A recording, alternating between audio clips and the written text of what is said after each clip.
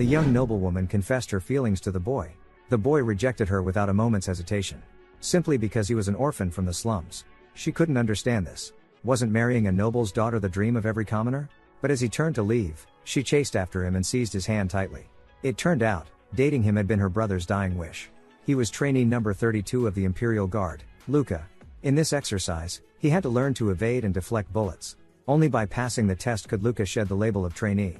Luca's opponents were 5 death row convicts.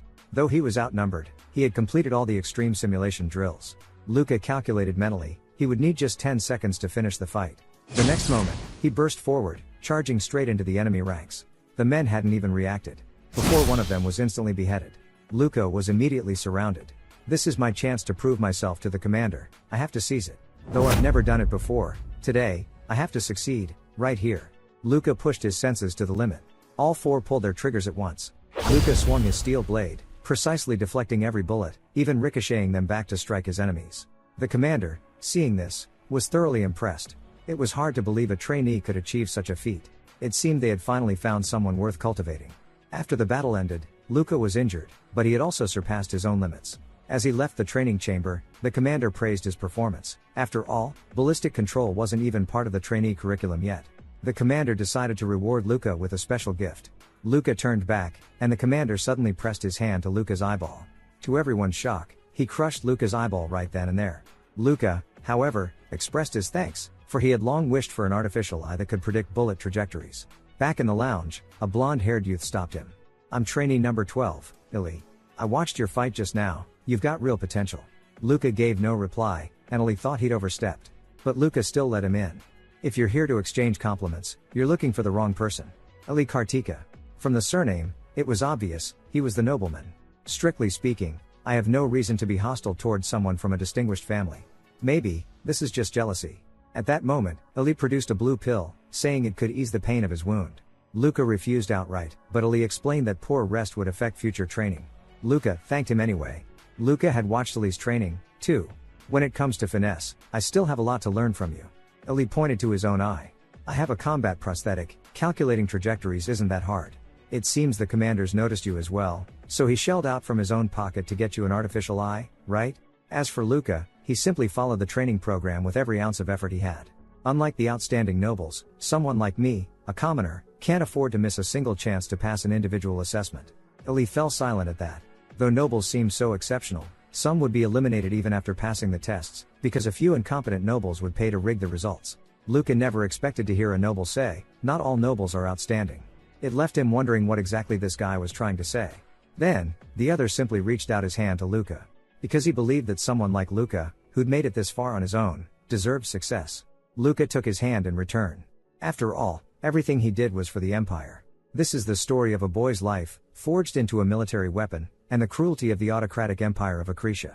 The scene shifts. Several days later, Luca finally received the long-awaited prediction eye of his dreams. His shooting accuracy had improved markedly. You've managed to hit every target right in the head. It seems top students really are different from the rest. Illy sighed, good at close combat and now a crack shot too, aren't you a bit too perfect? But Luca felt Illy was mocking him, since Illy himself could put every bullet through the exact same spot. Illy looked a little embarrassed, yet he truly believed the Empire needed talents like Luca. Hearing this, Luca felt a twinge of doubt. These days, it seems the Empire no longer values ability or talent. So long as you have status and money, even the incompetent can pretend to be capable. But when people like you rise up on merit, everyone can still see who's truly skilled. Luca cut him off, feeling as though these words were a veiled jab at the Empire system. If I reported what you just said to the Empire, even as a noble, you'd be punished. Illy only smiled, because he knew Luca would never do that. The scene shifts again, to the next day. Their first field mission was about to begin. Luca and Illy had both been appointed squad leaders, assigned to resolve the situation at the Corn outpost on the far side of the canyon. The commander reminded them, there was no need to bring back prisoners for this live training. Gazing at the houses in the distance, Illy reminded Luca. They were once, just like us, part of the Earth-human factions. But Luca signaled him to stay focused on the mission. Don't let pointless sentiments distract you. The mechs here aren't for our protection, they're here to keep us under surveillance. If we try to take prisoners, we might even be executed on the spot. On this planet, every other faction is nothing but insects in the Empire's eyes. Everyone is scheming, exploiting, and deceiving the Empire for their own gain. Illy fell silent, because he knew things were far more complicated than they appeared on the surface. But what the textbooks taught matched exactly what Luca had said. The mission was soon more than halfway done, but Luca still wondered why none of these people were armed. Still, he trusted the training. At that moment, Luca spotted a child trembling in a corner. A little boy was frozen in fear. Luca wasn't sure what to do. But the commander had been clear, no prisoners. Luca kept telling himself, these people were just parasites draining the Empire's resources. So he struck decisively with his blade. But it only pierced the wall. He quietly told the child to play dead, maybe that would fool the enemy. Luca knew full well, if the Empire ever found out, he'd be severely punished. Just then, gunfire exploded by his ear. He looked up. It was Ali who had fired the shot. Luca had never even noticed when Ali arrived. But he knew Ali wouldn't turn him in. Still, if someone else found out, who knew what might happen? Suddenly, an attack came straight for Ali. Luca noticed a man standing nearby. Could the earlier explosion have been his doing? Ali seized the moment to launch a surprise attack, but was struck head-on by a blast of energy. Luca hadn't expected the enemy to be a force user. And the commander had given them no warning. Is this our real test? Because of my hesitation, Ali's in danger. I have to act now. So Luca ordered the others to take the base. He stayed behind alone, to buy time. But Luca would never let the enemy get his way. Energy began to gather in the man's palm. Luca pushed his speed to the limit. If he kept up this pace, his body would give out first. But he needed to go even faster. Just as the energy sphere was about to hit Luca, he broke through the man's defenses. Now, this was his chance to strike. Luca's longsword plunged into the man's body. At the same moment, the man's hand came down on Luca's head. The next instant, Luca's helmet shattered with a crash. Am I going to die here? But the man hesitated. Because in his eyes, Luca was just a child. In the end, Luca still emerged victorious. But Kurites are fanatics who show no tolerance for anyone who thinks differently than them. So why did he hesitate? Yet everything Luca had learned kept reminding him. This was all for the Empire, for eliminating enemies who threatened the Emperor and his people. For the Imperial Guard, there was no other reason. After completing his first mission, the man's words kept echoing in Luca's mind. No one had actually died during the operation, because he hadn't delivered any killing blows. Yet Luca's convictions told him that mercy would only lead to ruin. The scene shifted. The instructor praised their performance, especially Luca and Ali. You both have a chance to become centurions. For the glory of the Emperor and his people, keep striving. Orphans from the slums like Luca were usually assigned to the most remote squads. Even so, he was determined to become a centurion there. Soon, they entered the sparring arena. This time, Luca's opponent was Ali. Luca immediately noticed that Ali had grown stronger, since after his last injury, Ali had received a mechanical arm. But with his current strength, it was still nowhere near enough to defeat Luca. Just then, Luca caught a gap in his movement, and disrupted his rhythm completely. By the time Ali realized what had happened, Luca's fist had already landed squarely on his face. Looks like I've won again. I thought I'd finally beat you this time. If getting new parts is the only way to get stronger, then what's the point of training? Ali realized that the talk about being the centurion had affected him deeply. Ever since that speech, he'd become more rigid somehow. But Luca was different, he had no choice but to keep climbing upward. Still, he was curious what kind of soldier Ali really wanted to become. For Ali, being a soldier was never his dream. He wanted to be an archaeologist. But the Empire forbade private research into mysterious civilizations, and his family had been generals for generations. They'd never allow him to choose another path. Luca warned Ali not to let those words slip out.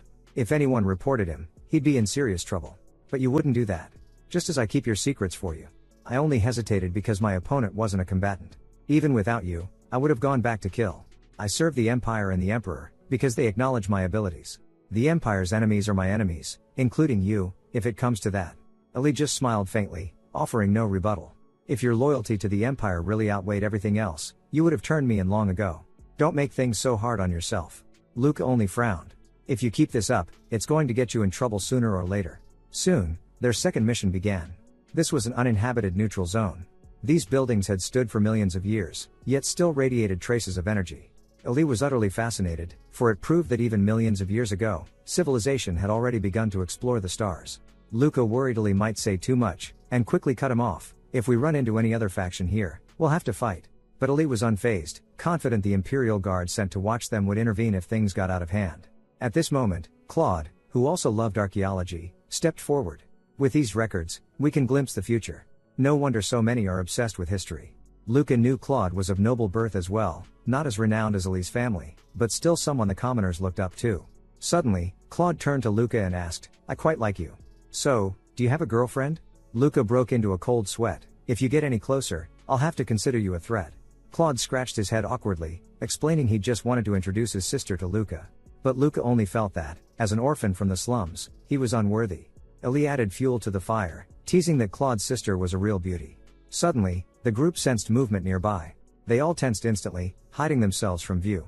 Luca and Claude crept forward to investigate, and soon spotted figures on the other side. The instant Luca got a good look, his heart clenched. The figure was a Khaite paladin. The paladin spotted them as well. With a flick of his wrist, a spear whistled through the air. Luca sensed danger at once and shouted for Claude to fall back. But before Claude could react, the spear had already pierced his skull. Watching Claude collapse, barely clinging to life, Luca's mind went totally blank. Just moments before, they'd been joking together. Now his friend lay dying at his feet. At the same time, his mechanical eye flashed errors from the overwhelming power gap, utterly unable to track the enemy's movements. At that moment, Ali rushed up from behind to support him. Now, their only hope was to buy time, waiting for the Imperial Guard to arrive. Even if the guards would take only 10 seconds, to them it felt like an eternity. The enemy attacked again, this time the spear aimed straight at Luca. Thankfully, Luca managed to deflect its path with his sword just in time. Even 10 brief seconds felt endless. Any mistake could mean instant death. The paladin flicked his arm lightly, and the spear arced back toward Luca. Damn it, am I really going to die here? But a voice in Luca's mind kept urging him on. As long as the enemy's head was still intact, he could not fall. The Empire's army had no place for the useless. Gritting his teeth, Luca met the spear head-on, and with a thunderous crash, his sword shattered, his arm went numb. But at least he was still alive. 7 seconds had passed since the distress call. He braced himself for the next assault. The paladin slowly drew his sword, sending several sharp arcs of energy slicing through the air. Luca evaded them with desperate, split-second reflexes, but his comrades behind him weren't so lucky. It dawned on Luca that the paladin's real target wasn't him, but those at his back. Suddenly, the paladin exploded into motion, charging straight for Luca. Damn it, is this really the end? But just then, as 12 seconds ticked by, the Imperial Guard arrived on the scene. At the very last moment, a massive hand seized the paladin's head, smashing him to the ground. But the paladin was no easy foe. He twisted, sword flashing, trying to break free, only to be sent flying by a single punch from the Imperial cavalry. Seeing this, Luca finally allowed himself to breathe. Reinforcements had arrived. The battle that followed would be a direct clash between the Imperial Guard and the Paladin. As the Imperial Guard and the Paladin put some distance between themselves, the Paladin drew an axe, Legion, from his back. An Imperial cavalryman wielding the Empire's weapon, facing off against a Paladin blessed by force wielding. Luca had no idea who would win this duel. Both warriors swung their weapons simultaneously, sparks flying with each clash, neither giving an inch in terms of sheer presence. Soon, they broke apart again. The Imperial Guard surged forward at full speed, charging straight for the Paladin. Their battle raged from the ground up into the sky, their movements so fast Luca couldn't follow them at all. He could only pray the Guard would prevail. As the Guard's battle axe pressed closer and closer, in the next instant, both weapons shattered at the same time. The Imperial Guard seized the moment, reaching out to crush the Paladin's head, but the Paladin's helmet was utterly unbreakable. At the same time, the Paladin tried to summon his spear from afar. Luca heard a roar behind him and felt a surge of dread. The Imperial Guard had no idea how deadly the spear could be. There might not be time to react. If the Guard lost, Luca knew he wouldn't survive either. Just as the spear burst from the earth, Luca dashed in with his mechanical leg, trying to interfere with its trajectory. The Guard noticed the commotion as well. The Paladin lunged, gripping the Guard's metal frame. The Imperial Guard instantly poured all his power into his right hand, striking the enemy's head with overwhelming force. A deafening crash erupted, but Luca still couldn't see who'd won. He could only pray the Guard would come out on top. Footsteps echoed in the distance, Luca's heart pounding in his throat. Suddenly, a mechanical arm reached out toward him. "Well done, trainee. Thanks to your help, I was able to win this fight." But Luca stared back in horror. The Imperial Guard's signature full-body mechanical armor was forged by stripping away every useless part of the human body. The ultimate weapon of war. Every cadet dreamed of earning that armor, for it represented the honor of the Imperial Guard. But now, even after losing his head, the Guard was still moving. "Are you still human, or just a machine?" A heavy silence fell. The Guard slowly reached for his neck, only to discover his head was long gone. He quickly lost power and collapsed at Luca's feet. So this is the hero I've always wanted to become. Just a monster after all. A chill swept over Luca, and he wondered how much longer he could hold on. Was this the end of his life? Suddenly, a voice snapped him out of it. Unexpectedly, Ali was still alive. Now, aside from the two of them, everyone else had perished. Luca had no idea how much longer he could last, feeling as if all his blood had drained away. He asked Ali what he planned to do next. Ahead of them lay the place Ali had always yearned for. The place he could never reach within the Empire. Luca hoped Ali would pursue his dreams. Reinforcements would be arriving soon. Once found, They'd have to return to the Empire. Even though Ali came from nobility, there were many things Luca couldn't understand. But the last time Ali spoke of his dreams, Luca had seen a light in him brighter than anything he'd witnessed in his life. So Luca wanted to offer up his own heart for Ali's dream life. Ali pressed a strip of cloth against Luca's wound. "If you keep talking nonsense, I'll really start to think you're not going to make it. Honestly, you're hopeless." After returning to base, Luca and Ali were both fitted with new mechanical skeletons. Ali recommended the F-24 reuse model, since its trial period was short. He thought it would suit Luca well. Just last night, the two of them had been summoned to different departments for questioning. After all, 3 cadets and 1 Imperial Guard had died in the incident, and they had encountered a paladin. Luca had expected further interrogation, but it turned out he was called in for another reason. During the operation, they had discovered a special cube. As a noble, Ali had also picked up additional intelligence about the cube's ownership. If the Korra Alliance refused to hand over the ruins and artifacts, it could trigger a large-scale war. The Empire was preparing for conflict with Clara, while the Beledo Federation stood to profit from the chaos. So the higher-ups were weighing the benefits and losses of war. But Luca had no interest in politics.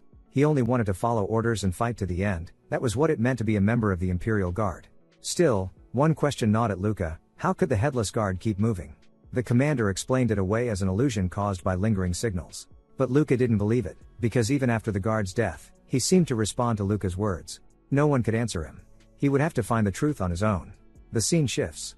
The base had a visitors' lounge built especially for cadets to meet with family and friends. Luca had always assumed, as an orphan, he'd never set foot in such a place. But to his surprise, someone came looking for him. Lillian Ramones, the younger sister of Claude, who had died just days before. Luca had no idea why she'd come. He could only guess it was to hold him accountable for Claude's death. After all, he'd been the one in command. But Lillian motioned for him to relax, saying she hadn't come for revenge. The family had been prepared for this ever since Claude became a guard. She was here today simply because she wanted to meet Luca. Lillian said, "I've always heard my brother talk about you. He said you were a capable squad leader. He even asked me once if I'd ever consider dating you." Luca felt his background was a poor match, but Lillian didn't care in the slightest. That, in turn, spared them a great many unnecessary formalities. From the way she spoke, Luca sensed Lillian really was interested in him. "Don't you want to? But I know nothing about you." Lillian smiled, "Then get to know me now. Wasn't my brother's recommendation convincing enough?" In Lillian's eyes, this was a good thing for Luca. And to be fair, she wasn't wrong. It really was an offer he could hardly refuse. After all, lower-class commoners rarely had any contact with noble ladies. Luca had come this far in order to change his fate. If he could marry a noblewoman, he'd be one step closer to his goal. But the opportunity came so easily, it made him uneasy. So Luca refused her on the spot. He turned and walked away. Not long ago, he'd thought Ali, born into privilege but desperate to escape the Empire, was foolish. He never expected he'd make a decision himself based on nothing but instinct. To someone like Lillian, a noble, this was probably an insult. Luca only hoped she wouldn't make trouble for him later. But Lillian chased after him, grabbing his hand. Luca froze. Lillian seemed a little nervous. "I was too hasty. We can just be friends for now." Before Luca could react, Lillian blushed and ran off, calling back that she'd visit again in a few days. Luca stared down at his hand, lost in thought. It seemed she wouldn't be easy to shake off. He could only take it one day at a time. The scene shifts again, this time to the training grounds. Luca sought out his combat instructor, Kinyuan. There were still many things about fighting he didn't understand. Kinyuan told him there wasn't much left to teach, there weren't many cadets who could beat him in a fight. But Luca wasn't satisfied. That only meant there were still people out there stronger than him. Kinyuan tried to reassure him not to worry. Luca had come to Kinyuan precisely because he was different from the other instructors. He was strong, but never overbearing. This time, Luca was testing out a new arm. His strength had increased tenfold. His only real weakness now was not being fully mechanical. His organic parts just couldn't take as much punishment. If he couldn't even beat someone like Kinyuan, he'd never stand a chance against monsters like the Paladin. So, he had to get stronger. Luca launched a punch at Kinyuan. Kinyuan saw at a glance what he was up to, testing the power of his new equipment. Luca unleashed a flurry of blows, but Kinyuan deflected every one with ease. So Luca decided to close the distance, and in a brief opening, grabbed hold of Kinyuan's sleeve. It looked like the session was about to end. Luca's fist shot straight for Kinyuan. But with a flick of his sleeve, Kinyuan sent Luca flying. Luca didn't even see what had happened. But he wasn't about to give up. The moment he hit the ground, he rebounded and charged again. Kinyuan sidestepped, dissolving the attack, and caught Luca by the ankle, flinging him away once more. Luca was left completely bewildered. What exactly had just happened? Kinyuan pointed out Luca's weaknesses. He didn't understand his opponent's true strength, and he fought with too many distracting thoughts. "So, what exactly are you in such a hurry for?" Luca was stunned by this. He honestly had no idea what had just happened. This was his first punch. He'd aimed for Kinyuan's jaw, but Kinyuan merely brushed his arm, and suddenly Luca lost control of his body, swaying as though something else had taken over. To be precise, the force he delivered was reflected back at him, sending a shockwave through his body. Curious, Luca asked Kinyuan what that move was called. Kinyuan opened his mouth slightly and said it was a kind of self-defense technique. Luca immediately stood up and asked, "Can you teach me?" Kinyuan brushed back his hair, revealing blood seeping from his right eye. "You still want to learn after seeing this? Every shortcut comes with a price." The scene shifted. Kinyuan asked Luca what he'd learned from that bout. Luca could only say it felt like his body had been hit with magic, completely beyond his control. When he learned the move was called a seize, he was shaken. It was a technique commonly used by rebels. Still, Luca thought it could be standardized for the military. Turns out his instructor had similar ideas, but a seize had 3 fatal flaws. First, it was extremely difficult to master. Second, it came with side effects, like the brain issues Kinyuan had just experienced. The third flaw, Luca had yet to discover. Even so, he wanted to learn it. But Kinyuan said the Empire had invested too much in Luca. He was now Imperial property, not free to make such choices on his own. Training in a seize would inevitably affect the brain. "Can you guarantee you'll never use it in the future?" Luca looked at his instructor's back, knowing even a lie wouldn't fool him. So he answered honestly, "I can't promise, but I'll do my best to avoid it." Kinyuan's lips curled into a faint smile, and he patted Luca on the shoulder. He valued Luca's honesty more than empty promises. Suddenly, Kinyuan stuck out a foot, kicking Luca into the air. "From now on, always be ready for my attacks. Only then will you be able to adapt to any situation." Luca slowly got up, rubbing his head. He knew Kinyuan had finally agreed to teach him. Time passed quickly. A month later, Ellie saw Luca and was deeply worried, because Luca clearly hadn't rested in a long time. For the past month, Luca had sparred with Kinyuan every day. Kinyuan didn't teach him systematically. Instead, he made Luca observe and learn a seize through real combat, a method completely different from his previous training. Traditional tactics focused on perfecting single skills. But the essence of a seize was to maximize the use of all one's abilities, a high-level combat algorithm that lets you instantly deploy every weapon at your disposal, creating the most efficient fighting style. At its core, it was about unlocking the brain's potential. Luca asked how the missions had gone. Ellie shrugged, saying they were nothing special, just some routine assignments. Still, Luca reminded him to be careful. Hadn't the captain of the guard gone missing recently because of that incident? But Ellie disagreed. "I've heard some things from my family. There might be a rebellion brewing." Luca was taken aback. He knew there were rumors of a plot, but nothing concrete. He listened quietly. "We're at war with the Kharait Alliance, and now some people want to start a civil war? It's ridiculous." Ellie cut him off. Thinking it's ridiculous doesn't help. If we ignore internal problems, they'll only get worse. Before Ellie could finish, Luca slammed him against the wall. "Ellie, I can turn a blind eye if you want to leave the Empire. But if you ever become my enemy, I won't let you go." Pinned by the collar, Ellie remained calm, meeting Luca's gaze. "Relax. I went through the same guard selection you did. Do you really think I'd betray the Empire?" Luca let him go. "Then stop saying things that could get you mistaken for a traitor. I don't want to see your name on that list." These were words Ellie only dared say to Luca. He composed himself and smiled. "Are you free this weekend?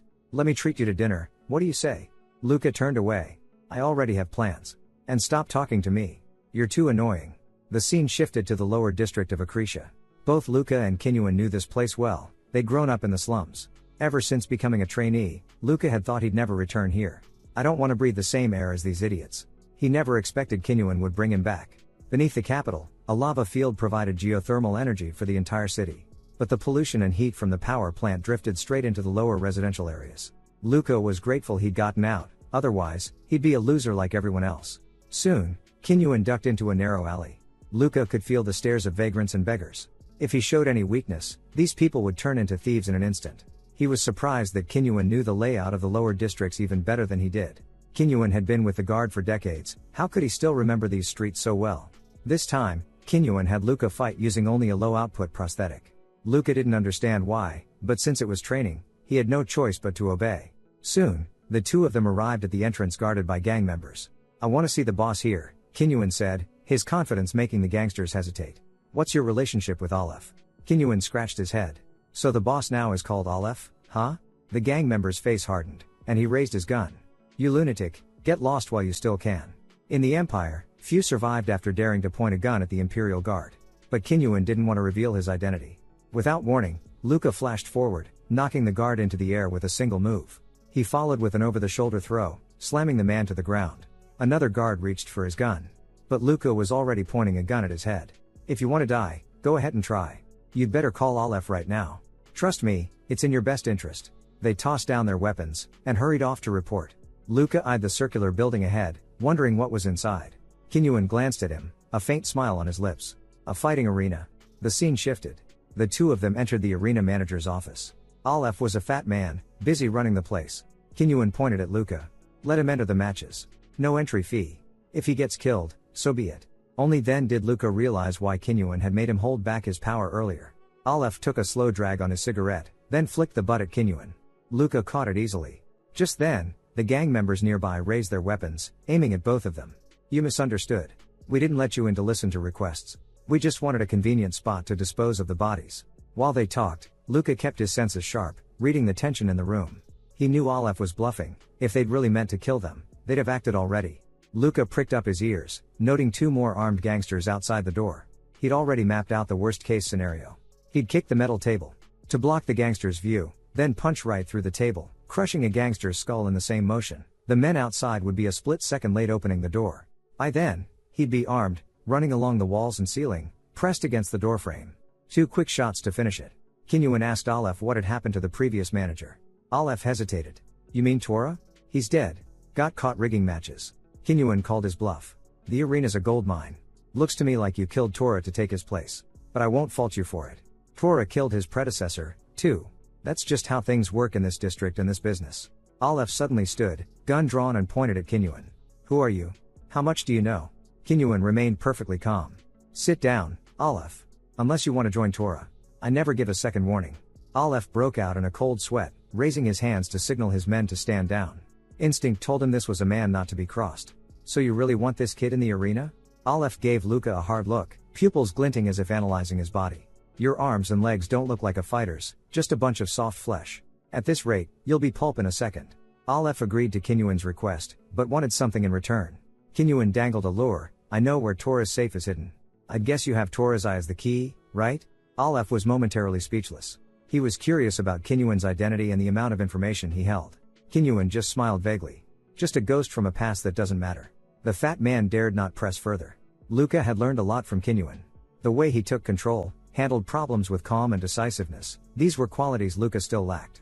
The scene shifts to the lounge. Luca was puzzled. What exactly was in Tora's safe? And why had Aleph's attitude changed so drastically? Kinyuan glanced at the tablet in his hand. It's probably assets Tora stashed away, enough to let Aleph rewrite his own fate. At last, Luca couldn't hold back his question. If a fight really breaks out, what will you do? Kinyuan just smiled. Seems you want to know. Beat me and I'll tell you. On the screen, a burly fighter appeared, both arms glowing, steel fist, Gabriel. The arena was filled with people who'd sacrificed years of their lives for illegal modifications. Gabriel was the type who didn't care about side effects, he wanted strength at any cost. In Luca's current state, one punch from Gabriel could leave him crippled or even dead. Kinyuan called out to Luca again. Remember what I'm about to say. This is the core of Asee's combat, yield to whatever is given. Luca frowned. Yielding was a word he hated, an admission of defeat. Kinyuan said, water never fails, it simply changes form. You have potential. I noticed you from the moment you batted away bullets barehanded. When you came to me, I was surprised. Talented people are always drawn by something. Luca eyed the hand Kinyuan placed on his shoulder. Why the sudden praise? Kinyuan gave him a meaningful smile. Because this may be the last time you look like yourself. The arena lights flared on. Luca walked step by step onto the dueling platform. The crowd saw he was just a kid, and showered him with scorn. Who let a kid still on milk in here? If you want to die, don't come to a place like this. But there were always those who relished the bloodshed, waiting to see limbs torn off and bodies crushed. Luca felt no fear. In fact, he welcomed it. He finally felt at home, back in the world he'd come from. Let's see what you losers have turned into. As a child, Luca often went hungry. The Empire handed out supplies twice a month, but the orphanage director always skimmed most of it. For the orphans, hunger was the norm. But Luca never gave up on learning and training. Every spare moment was spent making himself stronger. In the beginning, the other kids mocked him. Luca just punched them in the face, and took their food. If you wanted to grow strong, you had to eat more than others. Better to let food become his own flesh and blood than waste it on the weak. The strong devour the weak. Luca understood this rule from an early age. In the end, he proved he was right. At 12, he took the selection test for the second time. At 15, he officially became a cadet. Luca never wanted to see these failures again. During his internship, he'd nearly forgotten this place existed. When Gabriel entered, The stands erupted with his name. Gabriel looked at Luca with utter disdain. Guess Alepht's overdosed today, giving me a brat like you. At that moment, Luca was calmly analyzing his opponent. Gabriel's limbs were from different manufacturers, cobbled together for brute force. That massive fist and arm made his shoulders hunch, his spine warped. But he was powerful, his body modified for one purpose, to become stronger. Gabriel looked Luca up and down. Cute enough face. Maybe you should spend the night with me. Luca smirked. Maybe you'll need a servant soon, since you're about to be a cripple. Gabriel roared with laughter. I'll grind you into the dirt, until you're begging to serve me. Aleph took the mic. This is a snapshot of our brutal world, either you get crushed, or you stand tall after crushing others. Kinyuan watched the arena, arms folded. A battered buzzer signaled the start of the fight. Gabriel's body was built for combat, while Luca had only standard parts. A single hit could mean instant death. Gabriel might be massive, but he wasn't slow. Luca sidestepped the first attack, then swung a kick at Gabriel's head. But it had no effect. You tickling me, kid? With Luca's strength, an ordinary person's skull would have burst like a melon. Luca quickly put some distance between them. The arena was cramped, he didn't have many places to dodge. Gabriel charged again, each move deadly, while Luca's attacks barely registered. The crowd chanted for Gabriel to smash Luca's head. But Luca didn't care. He kept thinking, why had Kinyuan brought him here? And what was this core he'd mentioned?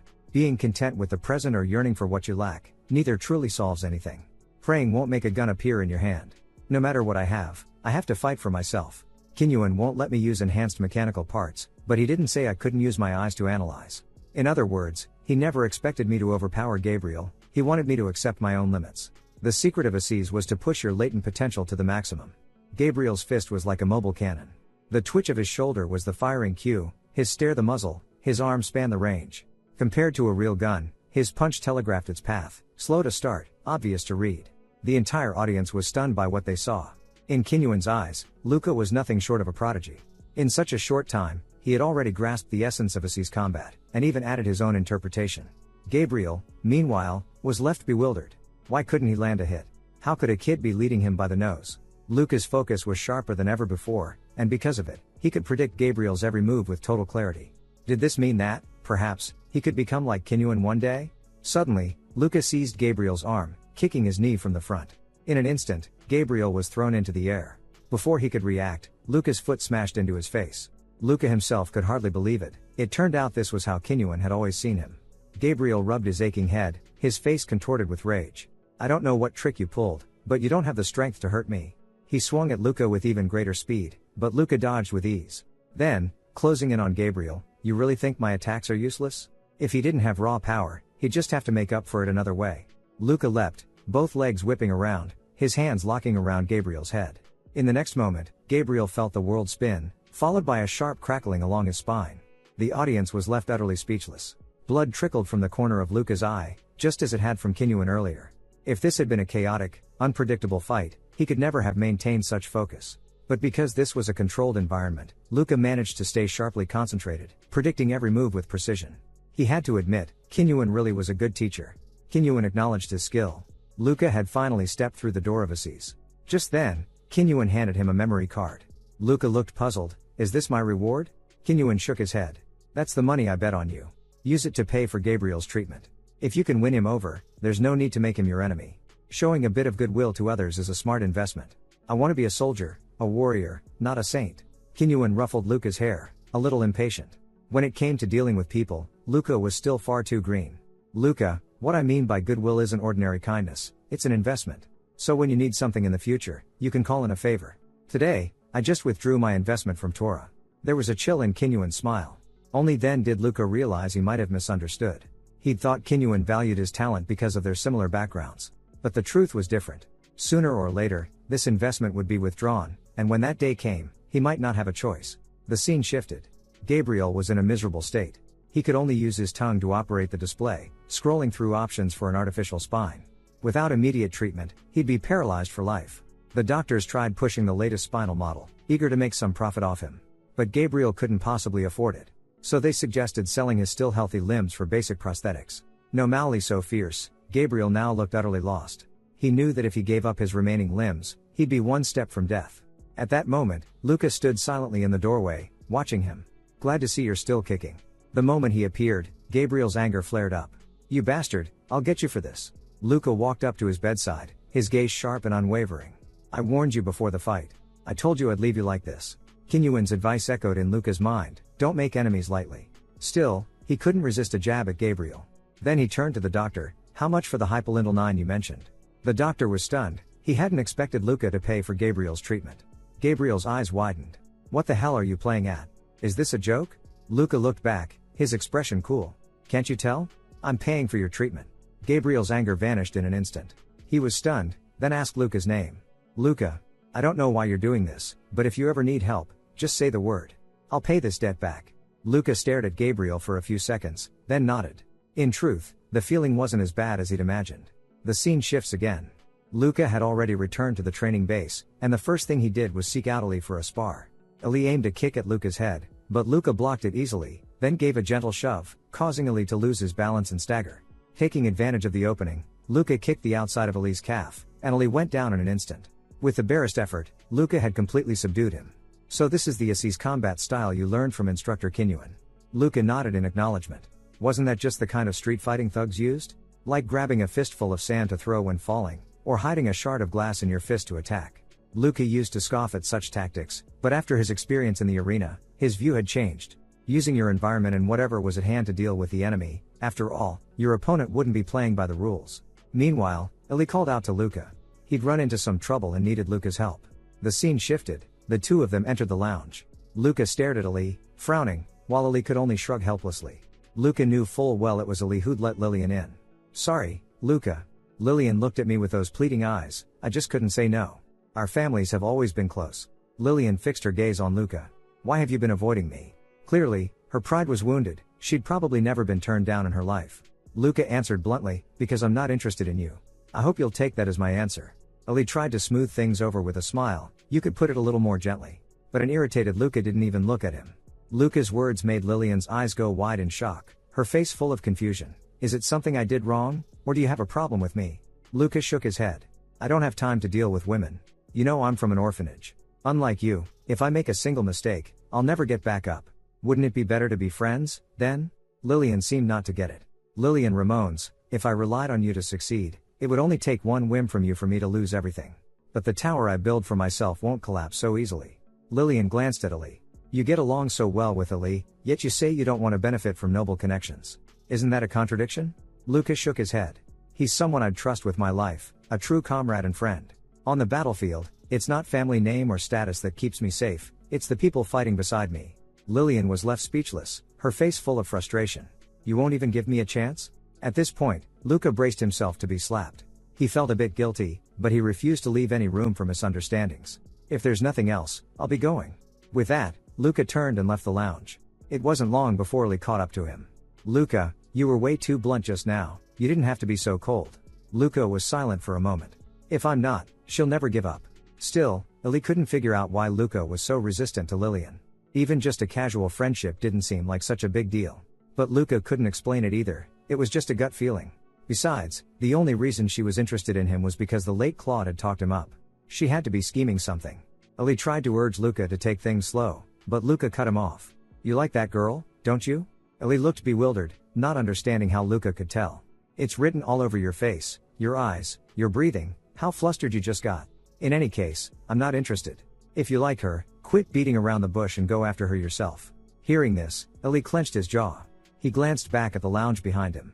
With who he was, that was almost impossible. A few days later, the scene shifts. Luca once again sought out instructor Kinyuan. This time, Kinyuan taught him how to meditate. During meditation, Luca recalled what happened in the office before. If a fight had really broken out and he'd been provoked, what should he have done? At the time, armed goons were lurking inside and outside the office. Luca had no weapon and no idea how he'd make it out alive. Kinyuan smiled. If things had gone south, I'd have ducked under the desk first, to get out of the line of fire. Luca frowned, not understanding. If your first reaction is to hide, aren't you just giving up your chance to attack and asking to be riddled with bullets? Kinyuan understood that mindset, he'd have chosen to go head to head, even if it meant getting shot. But the safest move was actually to take Aleph as a hostage. Yet if you really did that, chances are you'd both end up dead. In places like that, it's no mal for the gang boss to get replaced. All you'd be doing is giving them an excuse to kill him. In that situation, Aleph is actually your shield. You didn't even notice Aleph's fingers were modified into guns, or that there was a hidden passage behind the left wall cabinet. Hearing this, Luca realized the gap between himself and Kinyuan. Kinyuan could not only predict his own moves, but also spot hidden escape routes. Kinyuan stood slowly. The Isekai fighting style works by pushing your brain's resources to the absolute limit. Do you know what that means? It means it can't be the standard combat method for the Imperial Guard.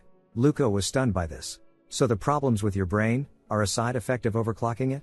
So if you wear Legion armor, you can't use Isekai at all? Kinyuan nodded. You're truly exceptional, almost tragically so. I thought it'd take you another 2 or 3 months to realize this. Once Luca became an Imperial Guard, he'd be equipped with Imperial power armor, cutting-edge, full-coverage mechanical suits that normal people can't even wear for long.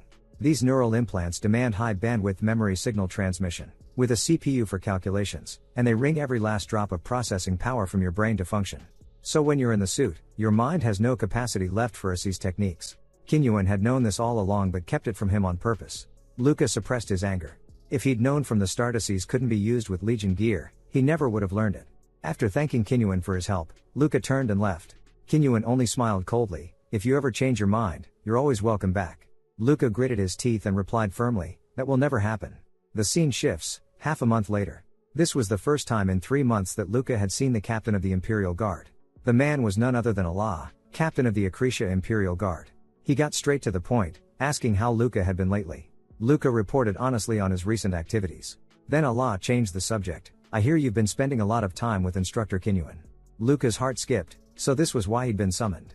The higher-ups knew exactly what the cadets were up to.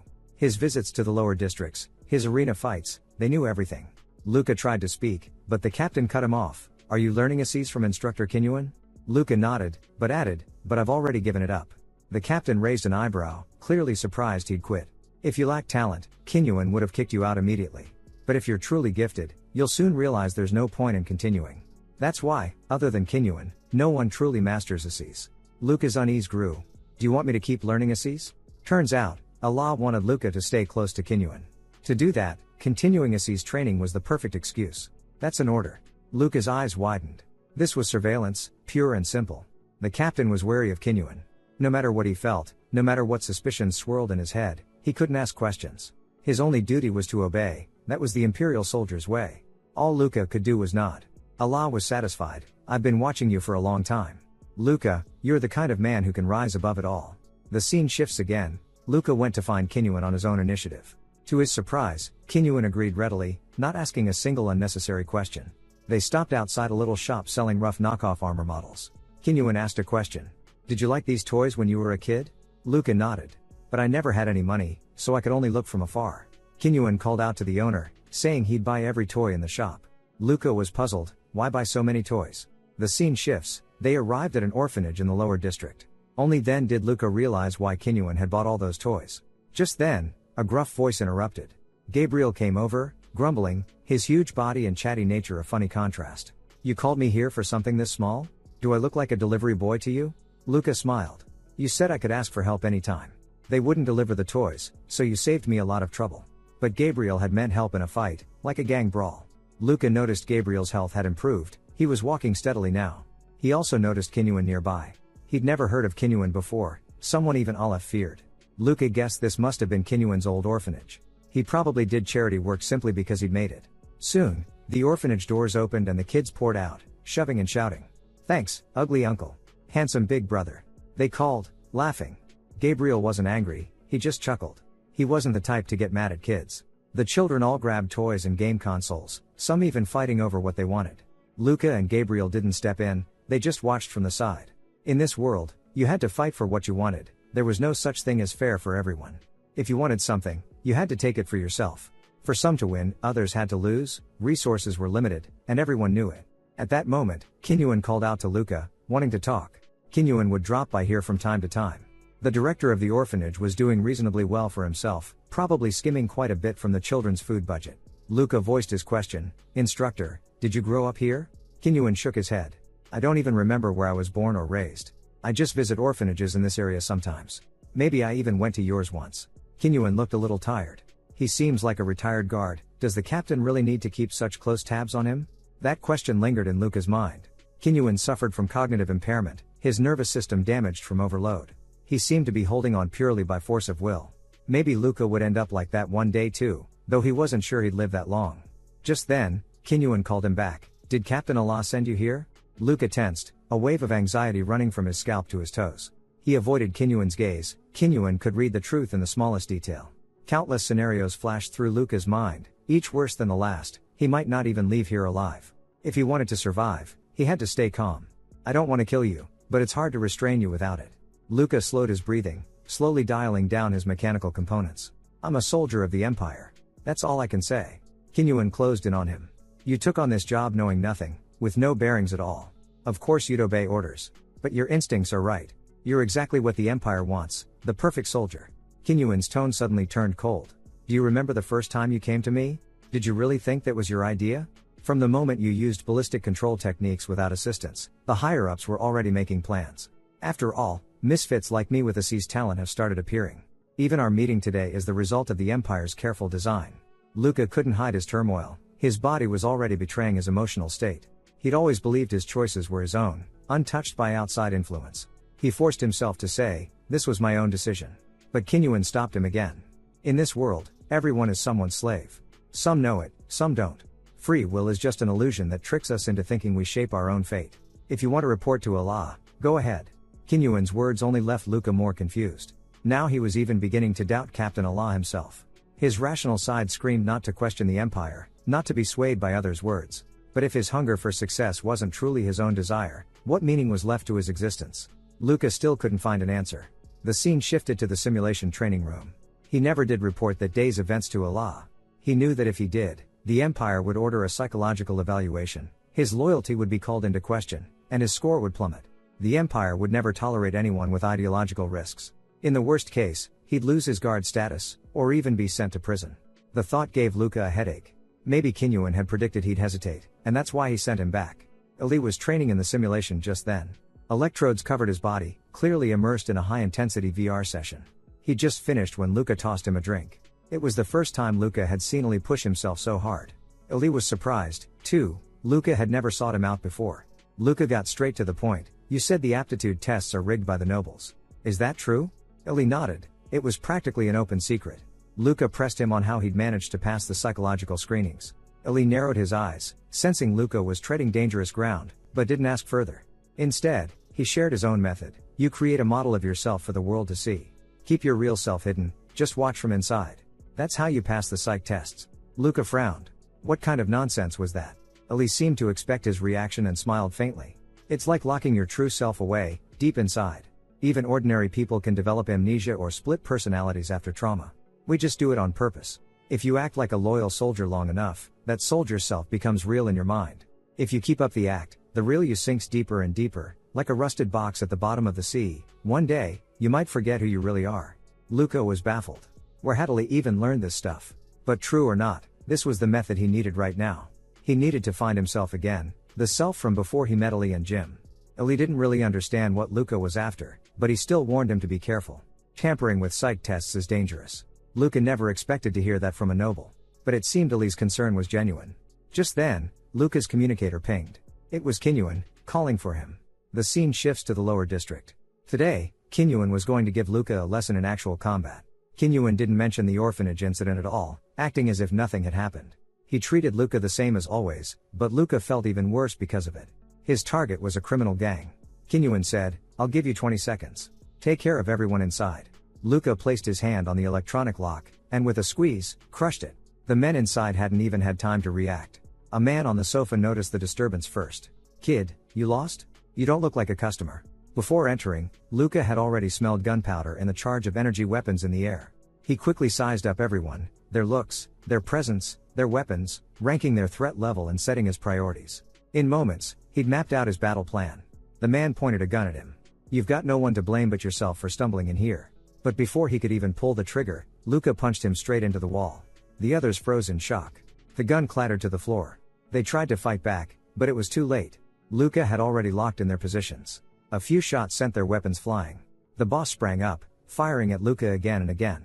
Luca sidestepped with barely a motion, dodging every shot. He thought, these guys make a living as killers, but can't even kill. Luca squeezed the trigger without hesitation. Then, the last man in the room charged at him with an electric baton. Luca said coldly, if you don't want to pay for new limbs, you'd better knock yourself out. The man looked at Luca's gun, then at his own baton, hesitated for a second, then jabbed himself and collapsed. With the office cleared, Luca's gaze landed on the bathroom. Suspicious noises came from inside. When he saw what was happening, his whole body tensed. These scum really were infuriating.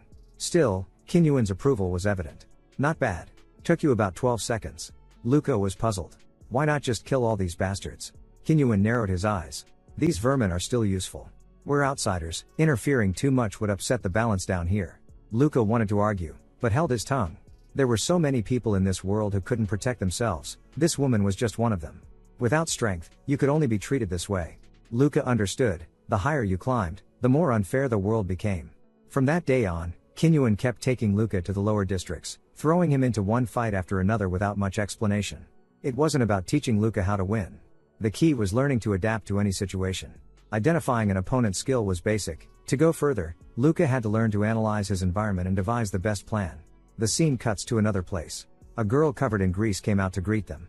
She was the woman Luca had rescued from the gang office not long ago, and, unexpectedly, she was a mechanic. She'd spent months locked up and tortured, but her spirit was strong and she never broke. With therapy, she recovered quickly. Kinyuan knew Gilda was an orphan by background, always good with machines.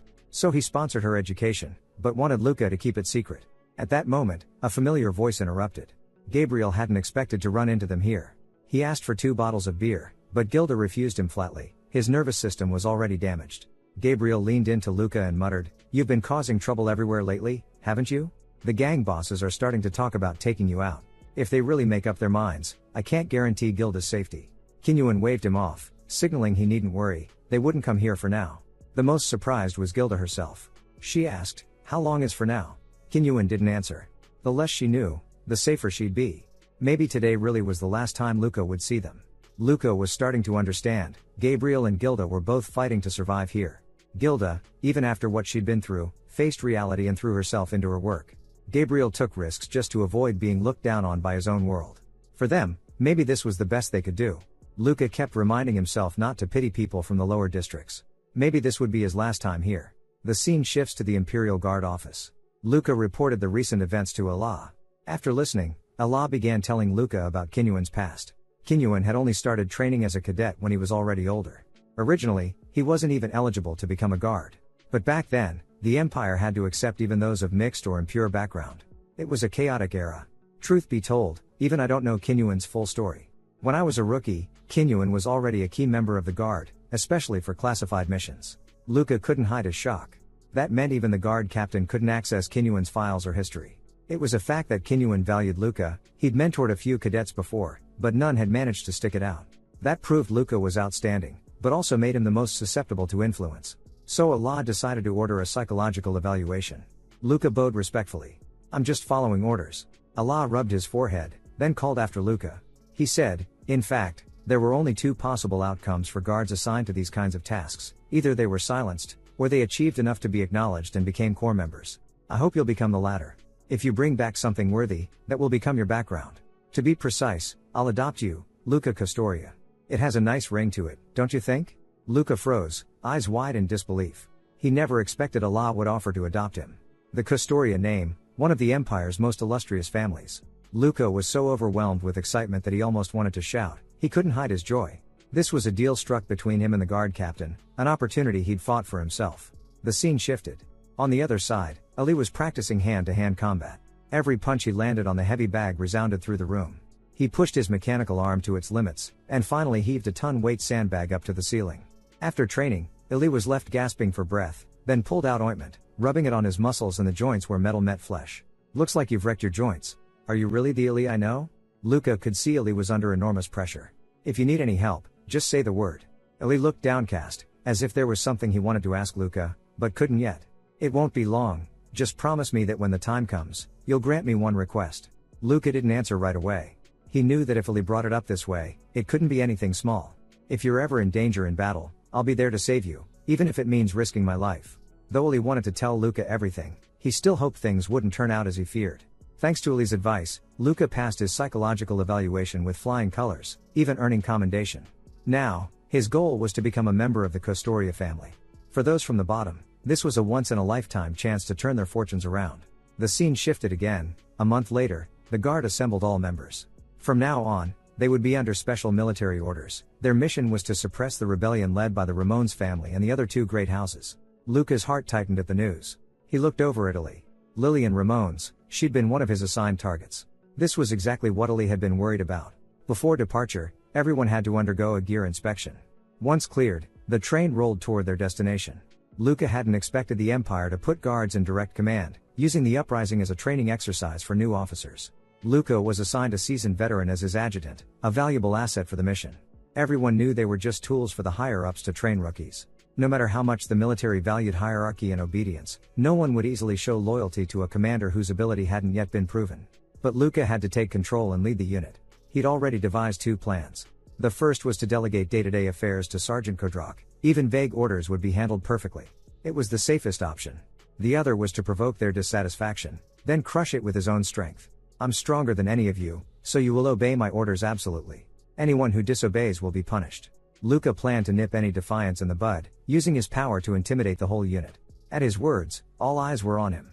Kodrak stepped forward, grabbing Luca's arm and trying to pull him aside for a word. Lieutenant Luca, a word, please. But Luca shook him off. Kodrak spun through the air and landed in the middle of the squad. Touching a superior without permission, do you think your age gives you the right to take me for a fool, Sergeant Kodrak? I'm from the lower district, just like you all, even grew up in a 2-digit orphanage. I'm young, but why is my status so far above yours? Anyone with half a brain should know, it's because I'm that much stronger. I'll be the best captain you've ever had. Kodrak brushed off his uniform and stood up. My apologies, Lieutenant Luca. I'll be more careful from now on. Kodrak was quick on the uptake. He understood Luca hadn't taken the easy path. It wasn't long before they arrived at the rebel stronghold, which also served as the Empire's forward outpost. The guard captain was already present, assigning combat duties to everyone. Ali had heard about Luca's earlier display. Luca had done it so he wouldn't be treated like a kid anymore. But in Ali's eyes, to these soldiers, guard trainees would always be children. Soon, Allah appeared before the assembled troops. They learned the rebels were holed up in a mysterious ruin. The site was encircled by 2 high walls, with 5 defensive towers inside. Their mission was clear: destroy these defensive structures and clear the way for the Imperial Army to surround on all sides. The armored corps had all been outfitted with heavy combat suits. Luca understood this was no ordinary crackdown. The scene shifted. Luca and Ali met halfway between the two camps. Is this because of the Ramones family? Ali was silent for a moment before admitting it in a low voice. Luca knew he had ties to the Ramoneses, but there was nothing they could do now. Siding with the rebels would mean even the Kartika family couldn't save them. By now, Ali had stopped hoping for a miracle. He just wished there was some way to save Lillian. Luca gave a wry smile. So you want me to get together with your first love? You really are something. Ali replied helplessly that Lillian didn't want to marry a nobleman. That's why she'd introduced her to the most promising Luca. But rescuing Lillian was a huge risk. It wasn't just against regulations. If discovered, they'd be executed on the spot. So let's drop the subject of Lillian. Though Ali said he'd stay out of it, Luca knew he hadn't let go.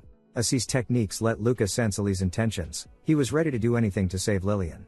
Whether Ali was willing to face it didn't matter. For his own good, Lillian had to die. Maybe that was the only way to save Ali. The scene shifted back to the rally point. For a soldier, the most vital areas were the head and heart. As long as those were intact, Imperial soldiers wouldn't die. Doctors could repair the rest by maintaining blood flow to the brain. At that moment, Kodrak approached Luca. He'd checked Luca's file and knew how capable he was. But as a veteran with 10 years' experience, he still hoped Luca would listen to his advice. Luca assured him that as long as his advice was sound, he'd listen to anyone.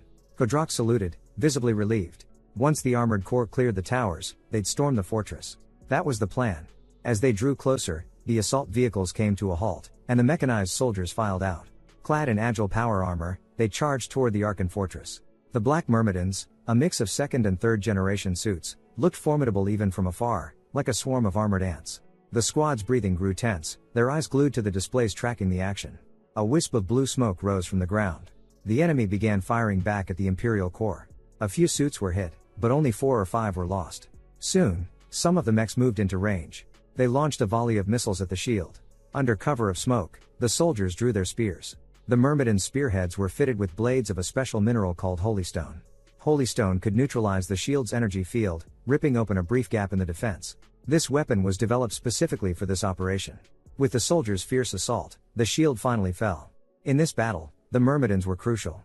If they failed, the situation would become dire. Everyone waited anxiously for the Myrmidons to return after taking out the towers. About a minute later, static came over the comms, turrets disabled. Proceeding to next phase. A collective sigh of relief went up. A faint smile tugged at Luca's lips. The battlefield is a terrifying place.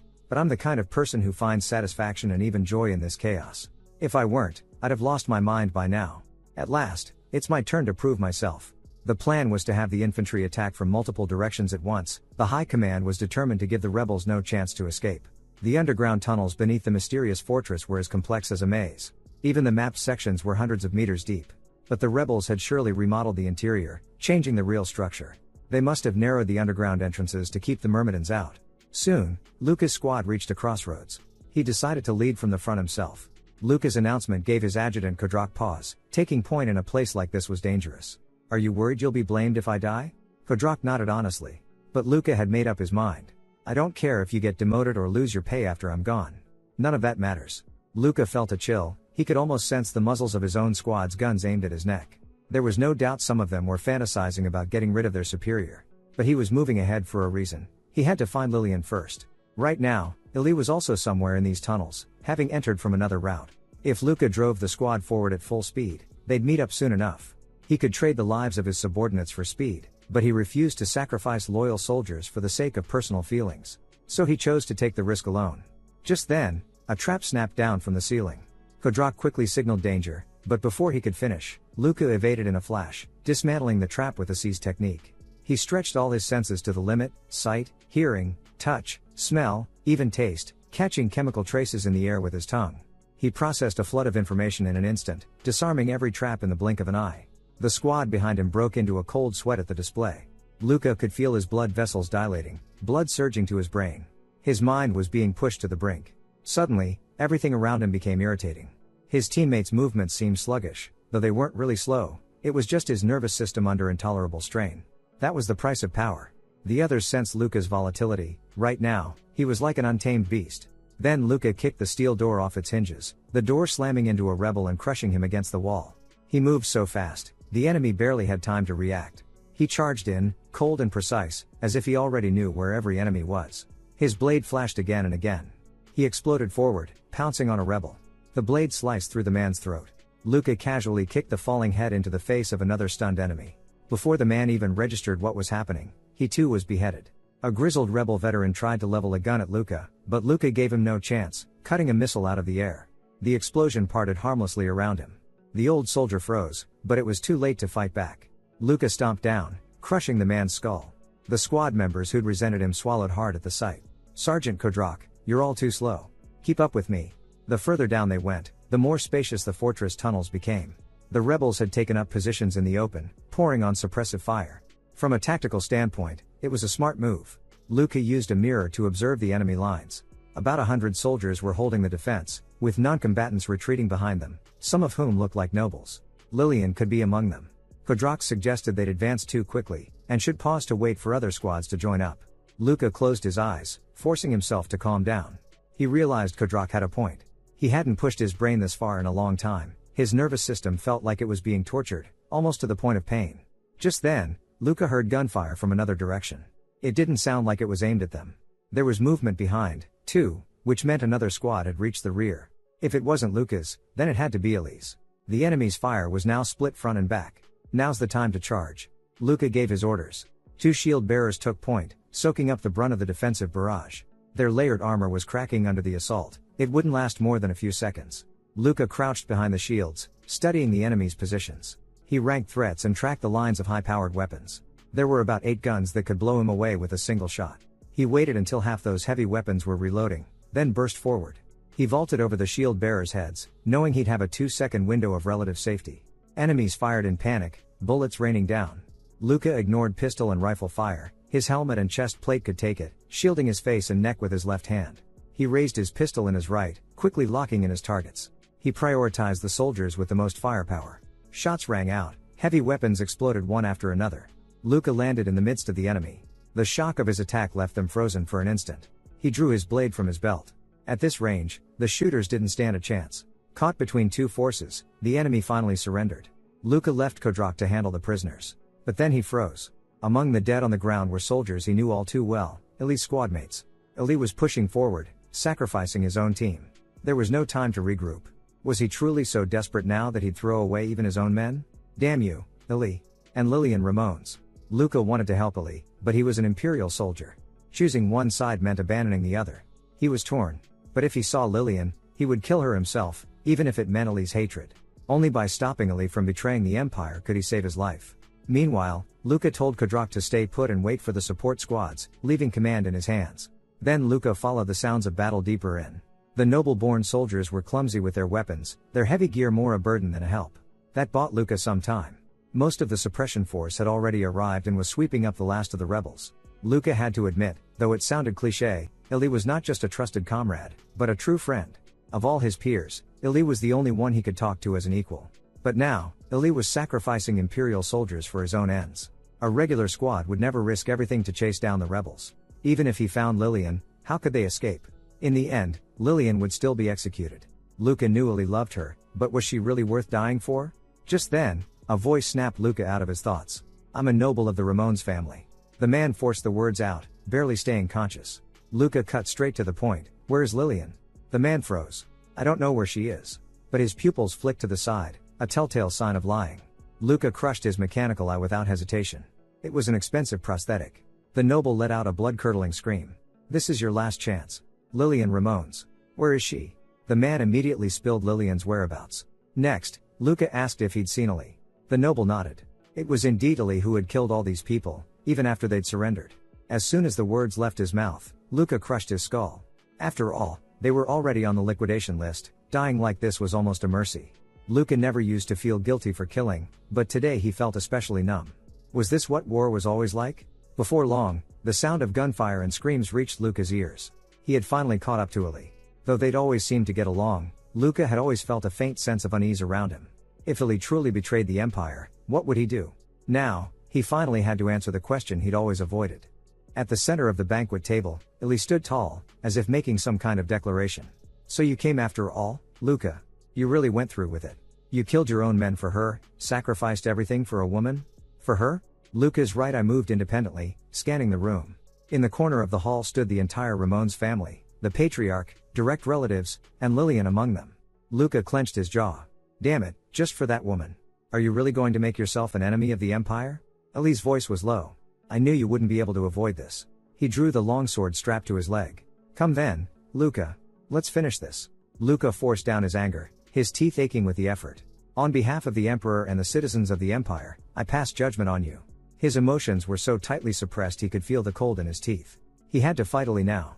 Logically, he had the upper hand. As long as he made no mistakes, victory should be his. But Luca's real objective wasn't Ellie, it was the handful of people trying to escape. Ellie wanted to protect the Ramones family, or rather, Lillian. Luca had to kill Lillian. Even if Ellie would hate him forever, it was the only way to save him. At least, he wouldn't have to kill Ellie himself. If he killed the Ramones family and all the witnesses, covering up Ellie's betrayal, then even if there were suspicions, Ellie's Kartika heritage would shield him. But Ellie seemed to sense Luca's intent. You're planning to ignore me and go straight for Lillian? Luca didn't answer. He charged. Ellie opened fire, trying to stop him. Gunshots rang out. For them, ballistic prediction was second nature, single shots were useless, meant only to slow Luca down. But before the battle, Luca had forcibly upgraded his neural transmission speed and bandwidth. Now, his reactions were even faster and his movements sharper than Ellie could predict. There was nothing Ellie could do to stop him. In moments, Luca broke through Ellie's defense. The two Ramones sons raised their guns at Luca. Ellie shouted for them to drop their weapons, to not resist. But they tried to pull the triggers anyway. To Luca, their movements were laughably slow. With a single stroke, he cut the younger son in two.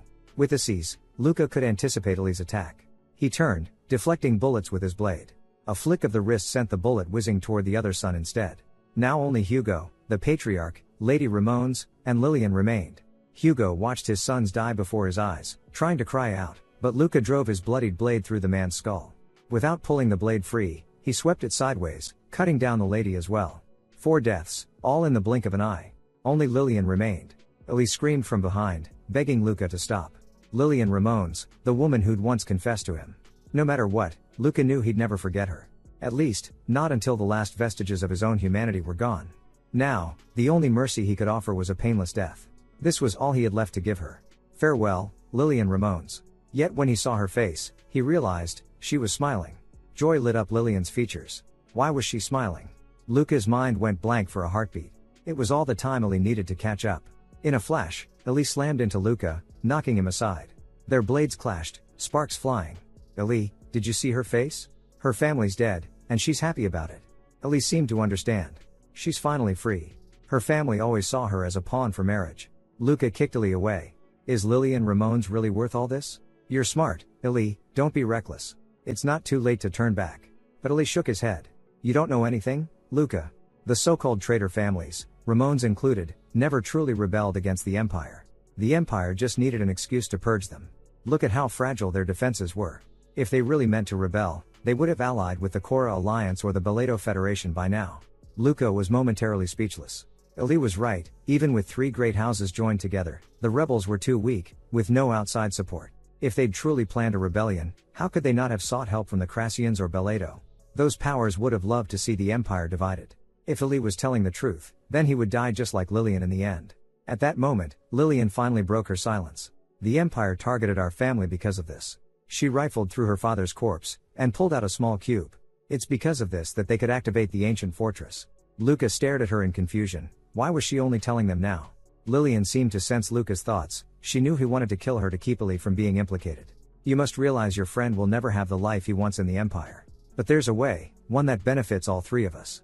Lillian held the cube aloft. With this, we can activate the fortress's spatial transfer device.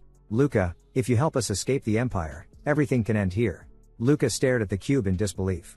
If you want to kill me, then do it. I'm not a fool, I know Ellie isn't as strong as you. Once I'm dead, it's all over. I don't want to drag Ellie down with me. But if this relic really activates the teleporter, we can escape together. You can pretend you never saw us. This passage is known only to the Ramones family. Once we're through, no one will find us. After hearing her out, Luca hesitated. He didn't really care about Lillian's fate, but for Ellie, this was the best option. Ellie could have gotten away from the Empire, but chose to stay because of Luca. This was a battlefield, disappearing or faking a death was easy. If Luca killed Lillian and somehow kept Ellie alive, Ellie would eventually fall into an inescapable trap. Luca twirled his sword and sheathed it. Ellie started to speak, but Luca cut him off. Shut up, Ellie. I only ask one thing. If the teleporter Lillian mentioned doesn't exist, or can't be activated, don't try to stop me. You heard her, Lillian doesn't want to see you suffer. Ellie bit his lip and looked to Lillian. She nodded. In the end, Ellie agreed to Luca's terms. It was all he could do. Luca thought he must be insane, helping Ellie and Lillian Ramones escape. If the higher-ups found out, he was finished. They quickly formed a plan. Activate the teleporter deep underground, bring Lillian out, and Ellie as well. Just then, Lillian called out to Luca, noticing blood trickling down Ellie's forehead. She took out a handkerchief and wiped it away. If you two are lucky enough to make it out, just live together already. Ellie wiped away the blood, forcing a faint smile. Lillian was racked with guilt. She never expected Ellie would go this far for her. Ellie gestured for her not to blame herself. It was Lillian who'd shown him the world outside. Without her, Ellie would have lost his mind long ago. He wasn't a monster, just different. Hearing their exchange, Luca frowned slightly. Lillian was the one who'd made Ellie restless. Restless thoughts were like a virus. Once out of control, they spread, eating away at the Empire from within. If such dangerous ideas took root, the Empire would eventually fall. Or, before that, be swallowed up by the Beledo or Korra. But Luca didn't want to see the Empire collapse. If Ellie wasn't his friend, Luca would have killed him already. I'm not a restless person. Luca repeated the words inwardly, branding them onto his heart. As they pressed deeper, fortune was with them. Neither rebels nor Imperial soldiers blocked their way. No one from the Empire had reached this far ahead of them, and the rebels never expected anyone to venture this deep underground. Lillian's father, Hugo Ramones, had been ambitious. He thought he could manipulate the royal family, only to be used himself. Luca asked how much farther to their destination. Lillian pointed ahead. Just follow the corridor to the end. She thanked Luca, but he hadn't done it for her. He just owed Ellie a favor. Afterward, Lillian and Ellie agreed. If they made it out, they'd meet in a border city. If separated, they'd wait there. Lillian invited Luca to come along, but he flatly refused. He had no interest in it. Luca's mind and body were close to collapse. His sharp judgment was starting to blur. Maybe helping Ellie was just a mistake born of exhaustion and confusion. But he couldn't let his guard down. He still had to figure out how to report all this to the higher-ups. Luckily, the guard captain liked Luca, and only he could be trusted to watch Kinyuan. Even if questions arose, he doubted he'd be punished. Ultimately, Ellie and Lillian were nobodies, one a trainee, one a minor noble. They weren't the core of the rebellion. Soon, they reached the end of the passage. Luca signaled for Ellie to get ready. If there was no teleporter, everything would have been for nothing. Ellie simply nodded. As Luca pressed the door release, he felt a strange sensation. a sponge soaking up all the unease in the air. If he couldn't pinpoint the source of this anxiety, he'd die here. Danger was behind that door, he was certain. The door cracked open, and Luca immediately closed his eyes, sorting the scents in the air. The first was fresh blood, then a heavy reek of machine oil and metal, but no trace of living humans. Luca bit his lip and opened his eyes. The only possible conclusion: Imperial Guard. 4 of them. He was floored. If it had only been one guard without power armor, maybe he and Ali could have fought their way out. But 4 guards? Escape was nearly impossible. The guard wasn't here to kill Lillian, they wanted her alive. For them, this was the worst outcome. Lillian couldn't survive torture and interrogation, she would break eventually, no matter how strong she was. She was still just human, not like Luca, trained to ignore pain. Luca had thought he could save everyone, give Ali a new life. But it was only a beautiful illusion. If Lillian was captured alive, both his and Ali's betrayal would be exposed. Only one path remained: kill Lillian now, with his own hands. But Lillian was the one Ali had risked everything to save. If Ali lost control now, it was all over. All eyes in the guard squad turned to Luca. The longer he hesitated, the more suspicious he looked. There was only this one chance. Just as Luca turned to finish it, a gunshot rang out from behind. Ali had leveled his pistol at Lillian's forehead, and pulled the trigger without hesitation. It was a swift execution. Lillian's tears fell, her last hope shattered. With a dull thud, she collapsed to the ground. One of the guards stepped toward them. Ali, why did you kill her? Ali answered steadily, she was a useless prisoner. She had to be executed. The guard then demanded a full report from Luca to determine the proper course of action. After that, they left the scene. Luca never imagined it would be Ali who ended Lillian's life. He'd been worried all this time that Ali would lose control. The scene shifts to the next day. The rebellion of the 3 great houses had been completely quelled. Soon after, Allah summoned Luca. Well done, Squad 21 Captain Luca. Kodrak speaks very highly of you, especially your combat skills. In his eyes, you're the best squad leader around. However, he also pointed out you still struggle to build trust with your subordinates. That's something you could learn from Kinyuan. Allah continued, you reached the lowest level with Lillian as your guide, and executed her after retrieving the spatial transfer device. Why did you choose Lillian as your guide? Luca stood straight, his expression calm. Because Lillian was the weakest fighter in the Ramones family. On a battlefield full of variables, she was the easiest to control. Allah nodded, an entirely reasonable answer. But he still had doubts. Luca decided to take the initiative, even if it bordered on insolence. Sometimes, that was the best choice. Are you asking about my relationship with Lillian? It's not just you. Both you and Ali had contact with her. Luca clenched his fists. Ali and I are both exceptional. Even if we had personal dealings with Lillian, we would never jeopardize the mission for her. Surely you, Captain, know that better than anyone. And to be honest, I wanted to give Lillian a sliver of hope. I'm not made of stone. After guiding us, she believed she might survive. That's the least we could do for her. A lie laced with just enough truth was always more convincing. That's exactly what Luca was telling now. The captain listened and smiled, satisfied. That was enough to close the matter. Just as Luca turned to leave, Allah called after him. By the way, the Ramones family put up more resistance than expected. Ali's squad was wiped out. Luca forced himself to remain calm. It was all in his report. The squad had been ambushed by the Ramones family during a pursuit and wiped out. He had no reason to be nervous. But he couldn't figure out what Allah was probing for. Sweat threatened at his brow. If I'd been in his place, I would have found a way to save my team. Looks like I'll be taking top honors this time. The guard captain laughed heartily at Luca's words. I look forward to seeing what you'll do next. For days after returning, Luca's nerves stayed taut, never relaxing.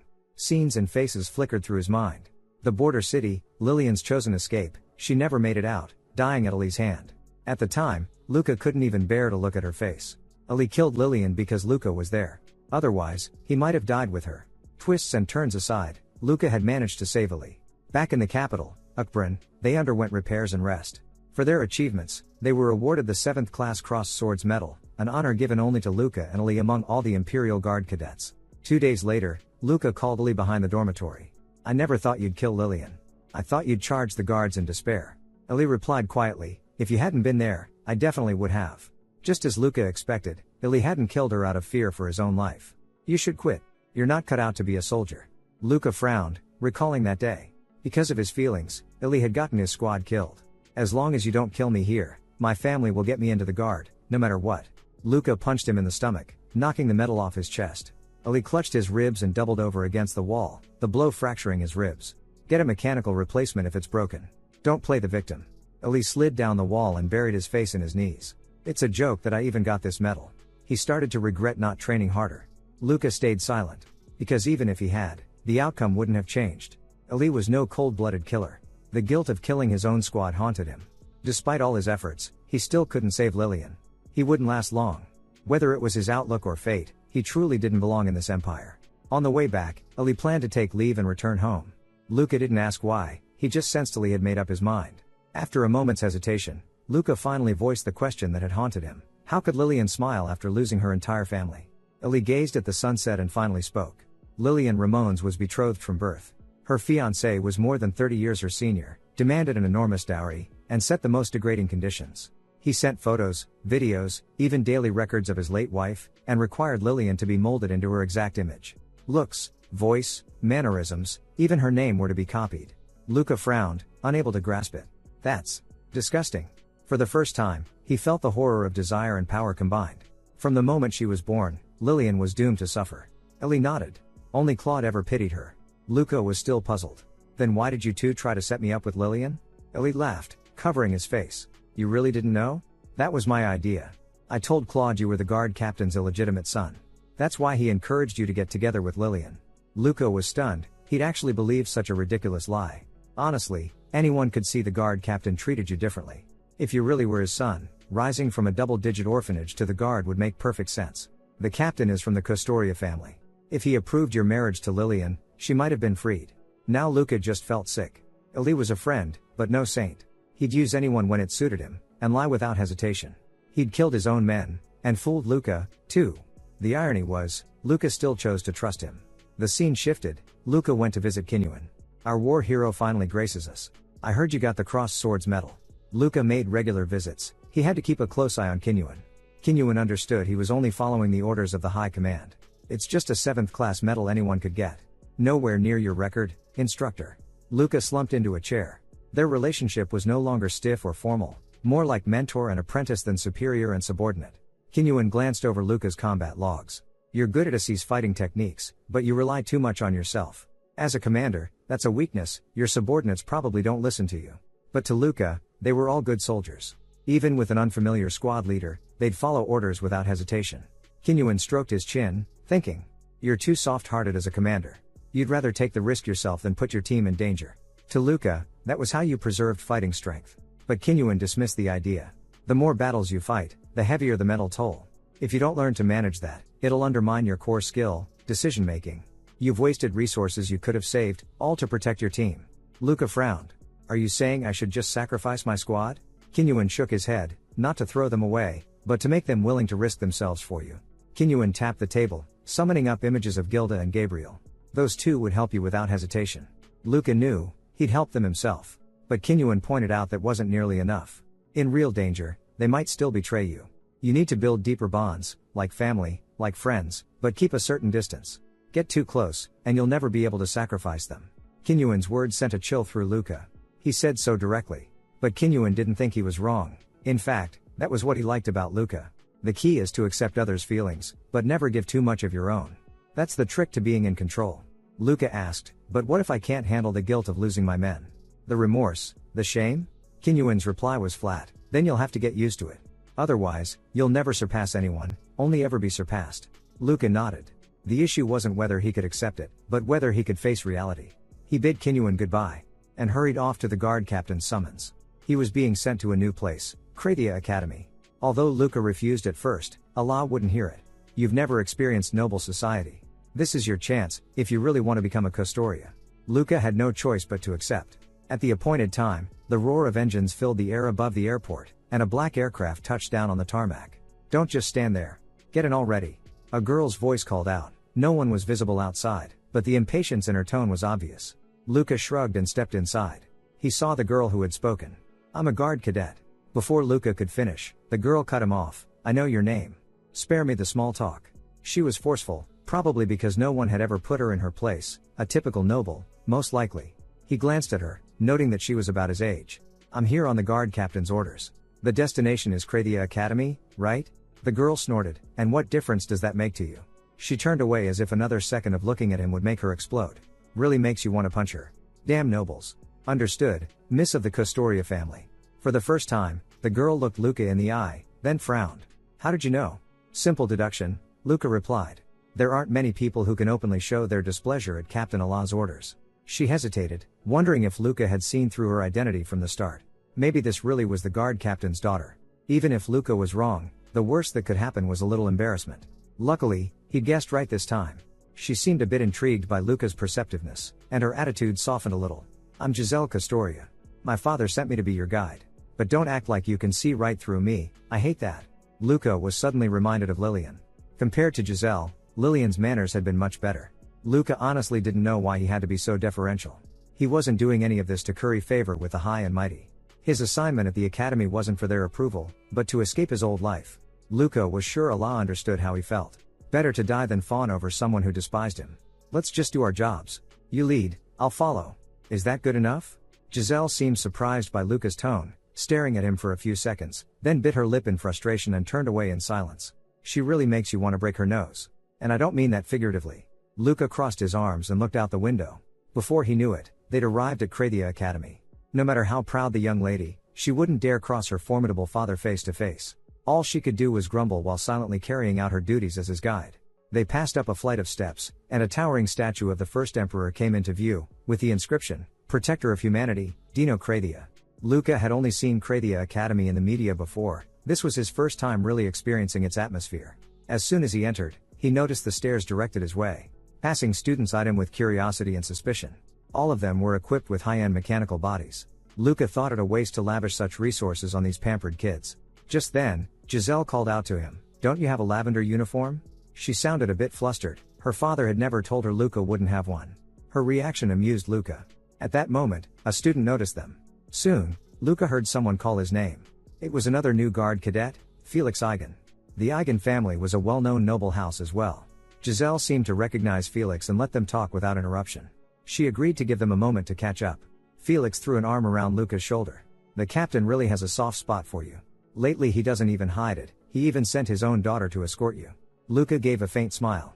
She's a pain. If we weren't here, I'd have decked her by now. Felix burst out laughing.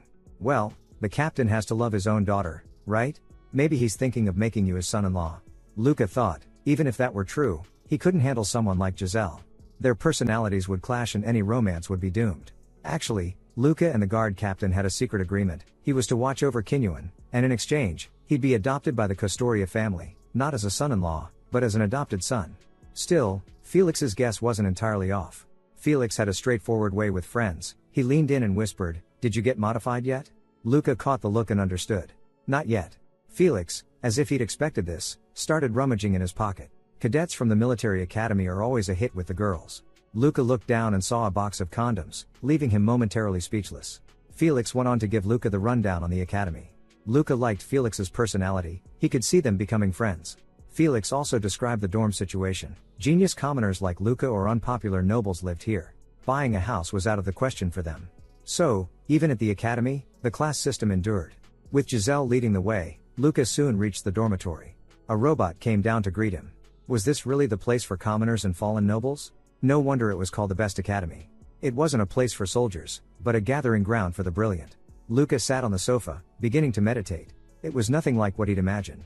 After showing him to his room, Giselle exchanged contact info with him. She was clearly a bit put out, but orders were orders. Luca figured she wasn't just some spoiled rich kid. As she left, Giselle gave him some advice: stay away from the dorm leader. She's the craziest person in the whole school. Just then, the doorbell rang. A girl a full head shorter than Luca appeared, flustered. "Hello, I'm the dorm leader." Luca was a little surprised and scratched his neck awkwardly. "I'm Luca, the new guard cadet." He glanced over her clothes. The cuffs were frayed, her outfit worn thin. No family name, she wasn't a noble. Luca saw nothing even remotely crazy about her. Maybe Giselle just didn't like people from the lower rungs. The girl looked a little shy. "Nice to meet you, Mr. Luca. I'm Barbara." Luca waved off the formalities. He was from the bottom, too. "You're the dorm leader now." "That's not nothing." Barbara smiled, a bit flustered. Luca guessed she'd worked hard to get this far, just like him. "I'll give you a dorm tour, Luca. It's the dorm leader's job, you can't refuse." Barbara led the way, her red gold hair still beaded with water. She must have showered right after class. Luca figured she must value her time. But with Assis, he sensed something a little off, though if Barbara was just diligent, that would explain it. After changing into his academy uniform, Luca found Giselle already waiting for him beneath the classroom building. Allah had arranged for Giselle to attend classes with him. If Giselle kept up her usual attitude, Luca thought he might lose his mind. Just as they were about to leave, a voice made Giselle stiffen. "It's been a while since we talked, Giselle." Giselle narrowed her eyes, her tone icy. "Get out of my sight. Right now." Barbara shrank back, whispering, "I just wanted to say hi. You're always avoiding me." Giselle spun on her heel, and strode up to Barbara. "Hello, Barbara. And goodbye. Happy now? Leave, I have nothing to say to you." With that, Giselle turned and walked off. After all, Luca couldn't be late for his first class. Luca noticed that Giselle seemed to have some bad blood with Barbara. The way she treated Barbara wasn't much better than how she treated him. But Luca was puzzled. How had someone with Barbara's timid personality become dorm leader? He couldn't figure it out. His curiosity about their relationship grew, so he asked Giselle directly, "How much do you know about Barbara?" Giselle replied curtly, "I just know her face. We enrolled the same year." "You don't like Barbara?" That seemed to strike a nerve. Giselle suddenly stopped. Barbara is the craziest lunatic at Krathia Academy. Yet Barbara kept trying to get close to her. While the situation was almost entertaining, Luca had no intention of getting involved. He just wanted to survive 2 months, become a noble, and never worry about these rumors again. The classes were a bore, which only made Luca more curious about Giselle and Barbara's history. Nothing here truly interested him. Everything was tailored for nobles. Even Felix didn't want to spar with him. He knew he'd lose. All Luca wanted now was a fight. If he didn't vent soon, he'd start to rust. Maybe it was the years of boot camp. His head was filled with nothing but war and weapons. Anyone would do, even just a shouting match would help. That was when a voice broke his train of thought. "You've been following Giselle around all week. What's your deal with her?" Luca hadn't expected someone to pick a fight for him. "You like Giselle or something?" Seeing the guy's reaction, the answer was obvious. Who'd have thought that pain was actually popular? The guy swung at Luca, but Luca easily brushed him aside. Honestly, Luca felt a little let down. He barely had to use any force. He told the guy he had zero interest in Giselle. Soon, the two of them sat down to chat. Luca wanted to dig up some info about Barbara and Giselle. Enrico's answer was odd. "They call her the witch. No one here likes her. Anyone who gets close to her ends up caught in some robot accident. In 3 years, there've been 5 incidents. Everyone calls it Barbara's curse." Luca was surprised. The odds seemed insane. It felt more like someone was manipulating things from the shadows. Enrico nodded. "That's what everyone thought at first, but there's never been any sign of tampering or evidence. The only thing in common is that every victim was close to Barbara." He also told Luca that Barbara had become dorm leader not because she was capable, but because no one else wanted the headache. Just then, Enrico pointed out 3 girls nearby, who had blocked Barbara's path. One girl dumped the contents of her water cup on Barbara. "Sorry, Barbara, but I'll wash your clothes for you. Right here. In fact, why don't you take them off now?" Barbara said it wasn't necessary, she could change herself. The lead girl sneered. "Did I hear that right? Barbara, you're refusing my kindness? Come on, take it off. I'll make it cleaner than new." Faced with the bullying, Barbara squeezed her eyes shut, her hands trembling as she undid the tie on her clothes. Normally, Luca wouldn't have gotten involved. He didn't like helping people who wouldn't help themselves. So that explained why Barbara's hair had been wet earlier. Luca spun his knife in his hand. "But you're in luck, Barbara." He flicked the knife. The blade sliced clean through the empty cup in the girl's hand. She screamed, and when she saw Luca, her eyes went wide with fear. They all knew he was a transfer from the guards. "If you don't leave, my fist will be the next thing to hit you. I don't hold back." The girl slunk away, defeated. Barbara called after Luca, and thanked him. Her face was bright red, her gaze flustered. Luca allowed himself a faint smile. So now, he figured, he was close enough to Barbara to be targeted by a rogue robot too. Cut to Enrico, panting, panic written all over his face. "That girl's name is Kalesa Kano. You picked the wrong fight." Luca's attention sharpened. "Her family doesn't have much pull, do they?" Enrico shook his head. "That's just on the surface. The Kano family's got deep ties to the underworld, runs gangs behind the scenes, and makes money on illegal trades. They're probably already digging into your background." Luca waved it off. "I grew up in an orphanage, no family to threaten." Enrico added, "Kalesa holds a grudge. Her boyfriend died because of Barbara's curse." Luca nodded, surprised by just how tangled these grudges were. Just then, a new voice interrupted them. Luca turned to see Giselle. He told Enrico to go say hi. "You like her, don't you?" Enrico faltered, finally just saying, "Say hello for me." Then he hurried off. Luca smiled. "See? I've got friends now. Enrico's a decent guy." But Giselle looked cold all over, convinced Enrico was always lurking nearby, watching her. Luca saw it and thought, Enrico didn't stand a chance. The scene shifts. Luca receives a summons from Gid. Someone had reported him for injuring a student with a knife. As Luca expected, the former Imperial Guard simply brushed the matter aside. "You're like a wolf that's wandered into a flock of sheep. These students aren't here to fight. Luca nodded. But they all act like wolves never bite sheep. Gid burst out laughing. You think they're just sheep, but some of them are monsters in disguise, more dangerous than wolves. Luca accepted the knife Gid handed back to him. I'll remember that. Gid just smiled, as if everything was under control. He understood that Luca was never meant for a quiet life. Compared to boredom, Luca much preferred hunting monsters. Leaving the office, Luca deliberately headed for the deserted gym and storage buildings. Everyone knew he'd helped Barbara. If the rumors were true, a rogue robot would be coming for him soon. Luca stopped in the middle of a grove. 3 figures emerged, surrounding him. You're Luca, right? Judging by their looks, Luca pegged them as academy thugs. Kalesa sent a message, the Kano family always gets payback. You wouldn't run whining to a teacher just because some regular students rough you up, would you? You're a guard cadet, after all. The 3 sneered. This is your last chance. Transfer student, go kneel and apologize to Kalesa. She says she'll let you off if you do. But Luca wasn't afraid at all. The muscle-bound one gritted his teeth, a silent signal to switch to combat mode. A hum of power vibrated through Luca's limbs. His prosthetics were more than ready for action. This was just what he'd hoped for. But just then, an infrared beam swept across them, locking on. A patrol robot had found them and issued a warning. The lead thug broke into a sweat. He wondered if their intel was wrong. Patrol bots weren't supposed to be here at this hour. He decided to let Luca go for now. The robot mechanically repeated its offer for assistance, its voice crackling with static, its movements not quite right. Just then, one of the boys reached out and shoved the robot aside. The robot stumbled, and its odd reaction made the boy step back, alarmed. Before anyone could react, the robot's arm shot out, its iron fist smashing into the boy's face. The kid's head burst apart like a prop in a cheap play. The others stood there, frozen in shock. The ringleader who'd taunted Luca started to shake. The robot crouched, tensed, and lunged at another student. It was about to strike when Luca kicked it away. After all, if everyone died here, he'd be the one to take the blame. The robot's casing was already damaged. The remaining thugs gaped in terror, pointing at the robot. It's Barbara's curse. The witch's curse is real. Luca clicked his tongue, hard to believe Krathea's star students bought into that nonsense. But he didn't. He walked straight toward the robot. It crouched like a 4-legged beast, engines roaring inside, charging up to maximum output, though it couldn't hold that for long. Luca realized this wasn't a normal malfunction. Someone had deliberately triggered the rampage. He took a deep breath, anticipation rising. The robot suddenly lunged at him, and Luca barely dodged the claws.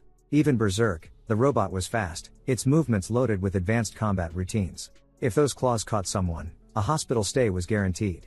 But this level was nowhere near enough for Luca. He wanted more, needed the rush. After a few evasions, Luca kicked the robot flying.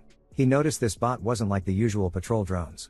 Luca reached behind him. To the robot, it looked like he was drawing a gun. It immediately charged. But his hand was empty. He just tossed his knife into the air. The robot reflexively looked up, trying to identify the object. A series of feints, all designed to overload its processing. The more unpredictable the moves, the harder it was for the robot to read his intent. The bot hesitated for just a split second, but that was all Luca needed. He'd already moved behind it. With a swift motion, he wrenched the bot's arm backward until it snapped. Joints and fragments scattered everywhere. The thugs recoiled in horror. The robot crackled with static. Need help? Need help? A cold smile tugged at Luca's lips. This wasn't enough, not nearly enough to satisfy him. When his gaze fell on the thugs, they immediately turned and ran. Just then, the campus security team's hovercar wailed overhead, a spotlight pinning Luca in its glare. The scene shifts to the next day. After the incident, the campus security team asked Luca to assist with the investigation. Investigator Jillian wanted Luca's help in catching the criminal hiding among the nobles. Luca pointed out that commoners could be suspects too, but Jillian dismissed the idea. No commoner could breach the firewalls and access the academy's intranet. Just as Luca was about to refuse, Jillian brought up his training in Assi's combat arts, something his own people lacked. Luca was taken aback. He hadn't expected his file to mention that he was studying Assi's. Jillian noticed his reaction and smiled. He offered to share something interesting. Users of Assi's are always placed on a special watch list, though only those like Luca who train formally, not street brawlers. If Luca was curious, he could ask his Assi's instructor for more. At that moment, a voice interrupted their conversation. Giselle stormed up to Luca, looking ready to slap him. Didn't I tell you to stay away from Barbara? Luca just shrugged it off. I just can't stand a crowd picking on one person. Hearing this, Giselle realized Luca was determined to get involved, and wasn't afraid of Kalesa's retaliation. In fact, almost seemed to welcome it. After a moment's thought, she said, I'll talk to Kalesa. If I ask, she should back down. Luca was surprised. He didn't understand why Giselle would take the initiative. But judging by his observations, it was obvious there was some connection between Giselle and Kalesa. and Giselle was confident she could control her. Luca agreed to the plan, which even caught Giselle off guard. Then let's go see Kalesa right now. I don't want my superiors breathing down my neck either. Luca only agreed because he wanted to confirm a few things for himself. Cut to the next scene. Kalesa confessed to Luca that she targeted Barbara because Barbara had killed her boyfriend. But Luca doubted it. Kalesa didn't seem like someone who'd fight over something like that. Are you sure you didn't deliberately set your boyfriend up to be Barbara's problem? He pulled up a projection. If you don't like something, you send someone to make trouble for me. Why would I refuse? Just like you did before. You don't actually care about justice, you just want an excuse to torment Barbara. Luca's provocation completely infuriated Kalesa. She slammed the table, shouting, "You bastard." Giselle signaled her to calm down. Kalesa wanted to argue further. Are you ignoring me now? But under Giselle's cold stare, she fell silent, unable to meet her gaze. Giselle then motioned for Luca to leave. Their dynamic was exactly as Luca had guessed, clear-cut and cold. But that only raised more questions. Why didn't Giselle put a stop to Kalesa's bullying? With only 2 months left at the academy, Investigator Jillian's job really was tough. He couldn't just interrogate privileged students. Not long after, Giselle found Luca in the hallway. I've taken care of this for now, so don't cause any more trouble, and stay away from Barbara. That death happened because you ignored my warning. Luca gave a meaningful smile. I heard only nobles can control the robots, so I wanted to test the waters. After all, Kalesa is one of Barbara's main tormentors. Giselle cut him off immediately. Drop the detective act. The investigator won't lay a finger on a noble. Are you mocking me? Luca stared at her. I'm just stating facts. By the way, Kalesa seems to do exactly what you say. Giselle turned away. Family influence matters. Kalesa's in no position to go against me, that's all. So, you're the one who set Kalesa on Barbara? Giselle's pupils trembled ever so slightly. Before she could react, Luca pressed on. Kalesa needed an excuse to go after Barbara, and you gave it to her. Suddenly, Giselle grabbed Luca by the collar, furious. Are you paranoid? I heard high-end prosthetics can cause abnormal brain function, neural overload, insanity. Maybe get your head checked while you're at it. After those angry words, Giselle quickly realized she'd lost her composure, and left with a cold warning for Luca not to stir up more trouble. But in Luca's mind, Giselle was now the most suspicious person here, even if something about the whole thing still felt off. Why did Giselle seem so afraid? The scene shifted to lunchtime. A girl with orange gold hair sat down next to Luca, and Barbara handed him a lunchbox. Luca looked confused. Barbara, thank you, but what's this for? Barbara looked shy. You helped me, and maybe got caught up in a robot attack because of it.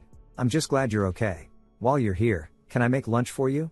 Luca thanked her but politely turned it down. He didn't want to invite rumors. Barbara hesitated. I don't mind what people think. Luca started to wonder if Barbara might like him. If she did, things could get complicated. So he asked her directly, you know being around me could trigger another robot incident. Why keep approaching me? Do you want me to get attacked? Barbara faltered. I don't know why it happens. Luca tried to read her, thinking he should push her a bit. The reason Kalesa keeps harassing you is that Giselle is pulling the strings. As long as Giselle can't get what she wants, she'll never let up. But Barbara's reaction shocked him. She already knew. Luca had misread her. Do you know why Giselle hates you too? Barbara looked up and smiled faintly. In that instant, Luca felt a chill race down his spine. Luca, why should I tell you? Gid's words echoed in Luca's mind. Some of these people are monsters in sheep's clothing, more dangerous than wolves. He'd never imagined that the real monster would be the one person no one ever noticed, Barbara. 2 days later, Luca reported his findings to Jillian. Kalesa had deliberately pushed her boyfriend toward Barbara, just to find an excuse to torment her. Jillian agreed. Looks like bringing you in was the right call. Luca then asked, are you able to keep investigating? Jillian shrugged. I can handle 1 or 2 suspects, but if I arrest the wrong person, I can't take the fall. Luca was surprised by Jillian's sense of responsibility. Didn't expect you to be so conscientious. Jillian laughed and shook his head. I'm just interested in putting away the one who thinks they can slip through the cracks. Next, Luca asked if Jillian had looked into Barbara. Jillian was puzzled. She's just a regular student. To breach the academy's firewall and hack into the intranet to control the robots? That's basically impossible. Luca pressed, why were nobles more suspicious? Jillian explained that they could tamper with the robots during manufacture or distribution, and they had the wealth and influence to buy people off. Then Jillian recalled, Barbara's sponsor is the Kostoria family. After sharing information, Luca ended the call. He couldn't shake the feeling that everything was connected somehow, yet the threads all seemed to have come loose. He leaned back in his chair, staring at the ceiling. The most direct solution would be interrogation. None of them had been trained to withstand torture. But that was out of the question. He'd have to find another way. For the first time, Luca sought out Giselle. He found her practicing integrated mechanics. All the students were focused on their work. Even the nobles weren't just coasting on their backgrounds, they worked hard, too. Giselle stood at her workstation, deftly handling tools with one hand. Clearly, she hadn't gotten into Kratia Academy just by relying on her family. Giselle was puzzled by Luca's visit. "What do you want?" she asked, pausing for a drink. "Missed you," Luca joked with a crooked smile. Giselle nearly spat out her water. "Are you crazy?" She shot him a look filled with both hostility and disdain. "Get to the point." "I'm busy." Luca glanced around. Only the two of them remained in the lounge. "From now on, I want you to stop lying to me. No more holding back." Giselle bristled at his interrogative tone. "I officially accepted the campus security team's request. I'm a soldier, I follow orders. The Imperial Guard asked me to cooperate, so I have no choice." The mention of the Imperial Guard silenced Giselle. "I hate to say it, but let me remind you, I'm the Imperial Guard captain's daughter." It was a naked display of status, but Luca wasn't fazed. "Are you trying to drive Barbara out? Is that why you're targeting her?" "I found out the Custoria family is Barbara's sponsor." Giselle's emotions flared. "You know I was the second victim of the curse, right? Isn't that reason enough to hate Barbara? We used to be friends." But Luca thought, if they really were friends, how could things have soured so completely over this? Giselle prepared to leave, clearly still hiding something. The campus security team suspected the robot rampages were orchestrated. "Motive-wise, you were the top suspect." Giselle snapped back, furious. "You think I did it? I'm a victim of Barbara's curse myself. Criminals often hide as victims. You're from the Custoria family, you're training to be an engineer, you understand robot systems, and you have the skills to control AI." At that, Giselle turned away, done with the conversation. She wished Luca would just stay out of it. But Luca didn't truly believe it was her. He just hoped she'd come clean with everything she knew. His instincts told him the answer was right in front of him. Just then, the lounge door opened. Luca fell silent. Barbara stood in the doorway, holding a lunchbox. "Luca, I've been looking for you. You weren't in your usual spot." Barbara's beaming smile felt like mockery to Luca. He wondered how she'd found him. If he'd been tailed, he should have noticed. Had he missed something? Why did Barbara always look so helpless, yet, in front of Giselle, who was really pulling the strings? Luca fought the urge to lock the door. If he had 10 minutes alone, he could get the truth out of Barbara. He struggled to suppress the impulse to grab her by the back of the neck. "Enough with the act, Barbara. You're really starting to get on my nerves." Barbara's eyes widened in shock, tears glimmering. "Luca, why would you say that? I like you, and you saved me. If there's been a misunderstanding, we can talk it out." Luca just felt sick. He hurled his chair at her. Giselle gestured for Luca to calm down. "Up until now, this was all just a way to kill time. But from now on, I'm serious. Barbara, do you think I'm an idiot?" Barbara covered her face, making it impossible to tell if she was frightened or thrilled. She cocked her head at them, forcing a smile. "I really don't know what you're talking about." Giselle's face froze, shoulders trembling, fear winding around her like a snake. Barbara skipped over to the tense Giselle, looking for all the world like a carefree little girl. She stopped at the table and set down the food. "I'll just leave your lunch here. Enjoy." With that, she turned and left, humming a tune. All the while, Giselle was still paralyzed by fear. Barbara brushed her hand lightly across Giselle's knuckles. "Giselle, it was nice seeing you. Goodbye." In that moment, Giselle was like a lamb awaiting slaughter, and Barbara the monster from the abyss. Under Luca's watchful gaze, Barbara hummed her way out the door. The lounge fell silent again. Giselle slumped to the floor, drained. Luca couldn't believe it. Miss Custoria, daughter of the Imperial Guard captain, reduced to this. So, the real mastermind, the innocents, and their tangled relationships. Luca called Giselle's name. She covered her face. "Don't ask anything else. Just get through this time quietly, then leave the academy. Please, Luca." There was no hostility or closeness in her voice now, only a simple, heartfelt plea. A few days later, the scene shifts again. Since the incident, Giselle had been avoiding Luca. That day, Luca reported the whole truth to Allah. Things were spiraling out of control. But Allah's response caught Luca off guard. He gave Luca full authority to handle the situation himself. Luca was confused. If the guard intervened officially, the truth would be uncovered in no time. But Allah only wanted to intervene indirectly, using Luca as his proxy, choosing instead to wait and see. And this case involved the guard captain's own daughter.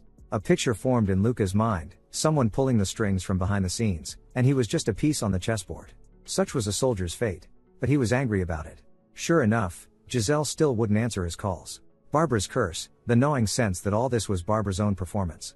As Jillian had said, it was nearly impossible for someone of Barbara's background to control the robots alone. Luca's mind raced, piecing together fragments from every angle, testing every possibility, filtering out the most logical hypothesis. After countless iterations, the tangled clues finally began to unravel. In the end, only one answer remained: Giselle and Barbara had worked together to cause the robot rampages. But first, Luca had to find Giselle. He contacted Enrico. Could you put in a good word for me with Giselle? Enrico smiled nervously. Of course. Soon, Enrico managed to get Giselle to meet. I like you, Miss Giselle. Giselle frowned. Let me be clear. I'm not interested in you. In fact, your presence makes me uncomfortable. Please don't show up around me again. Enrico was stunned, then ran out of the garden in tears. Luca hadn't expected Giselle to be so ruthless. If Enrico ever needs my help in the future, I won't turn my back on him. I do have some conscience, after all. Giselle started to leave the garden. As Enrico disappeared, Luca stepped out. Giselle scowled the instant she saw him, immediately realizing this was all Luca's doing. She couldn't stand the harassment, and was about to go to her father, but Luca's next words hit her like a blow. He'd already told the guard captain everything. You actually told my father? Giselle's reaction was even more intense than he'd expected. She spun in circles, flustered and panicked. Clearly, her fear of Barbara had long since taken root. Giselle rushed up and grabbed Luca by the collar. Everything I worked for, you've ruined it. If you'd never shown up, none of this would have happened. This is all your fault. Luca signaled her to calm down. Tell me everything you know, and I'll help you. Giselle hung her head in defeat. This is a family matter. You're just a student, don't get involved. What if I became part of the Kostoria family? Giselle looked up, eyes brimming with tears. What did you just say? I'm just a guard cadet, but it's strange, isn't it, someone like you coming to me for help? I'm considered a rare talent among the students, and I've recently received a medal for merit. The guard captain values me highly. If I'm adopted into the Kostoria family, my status won't be low. Whatever you're facing, I'll support you. Solving this will only help my chances of becoming the captain's adopted son. With shared interests, we can trust each other. Giselle was so agitated she could barely breathe, her body trembling with nerves, nearly unable to stand. After a long hesitation, she finally spoke. I was the one who controlled the patrol robots. Barbara's curse, I created it. Giselle finally confessed everything. Her entanglement with Barbara had started 3 years ago. Barbara was Giselle's first real friend, not just an acquaintance, but a true friend. Barbara was sociable, always smiling, her unique cheerfulness utterly captivating to Giselle. At that time, a boy was pursuing Barbara. Barbara, with her outgoing nature and sweet smile, was popular. Giselle thought Barbara wasn't interested in him, but Barbara confided that she liked him. Not wanting to lose her only friend, Giselle decided to play a prank on the boy. She built a fake robot to spook him. She recorded a message in the robot, telling him to stay away from Barbara, and even chased him through the halls at night.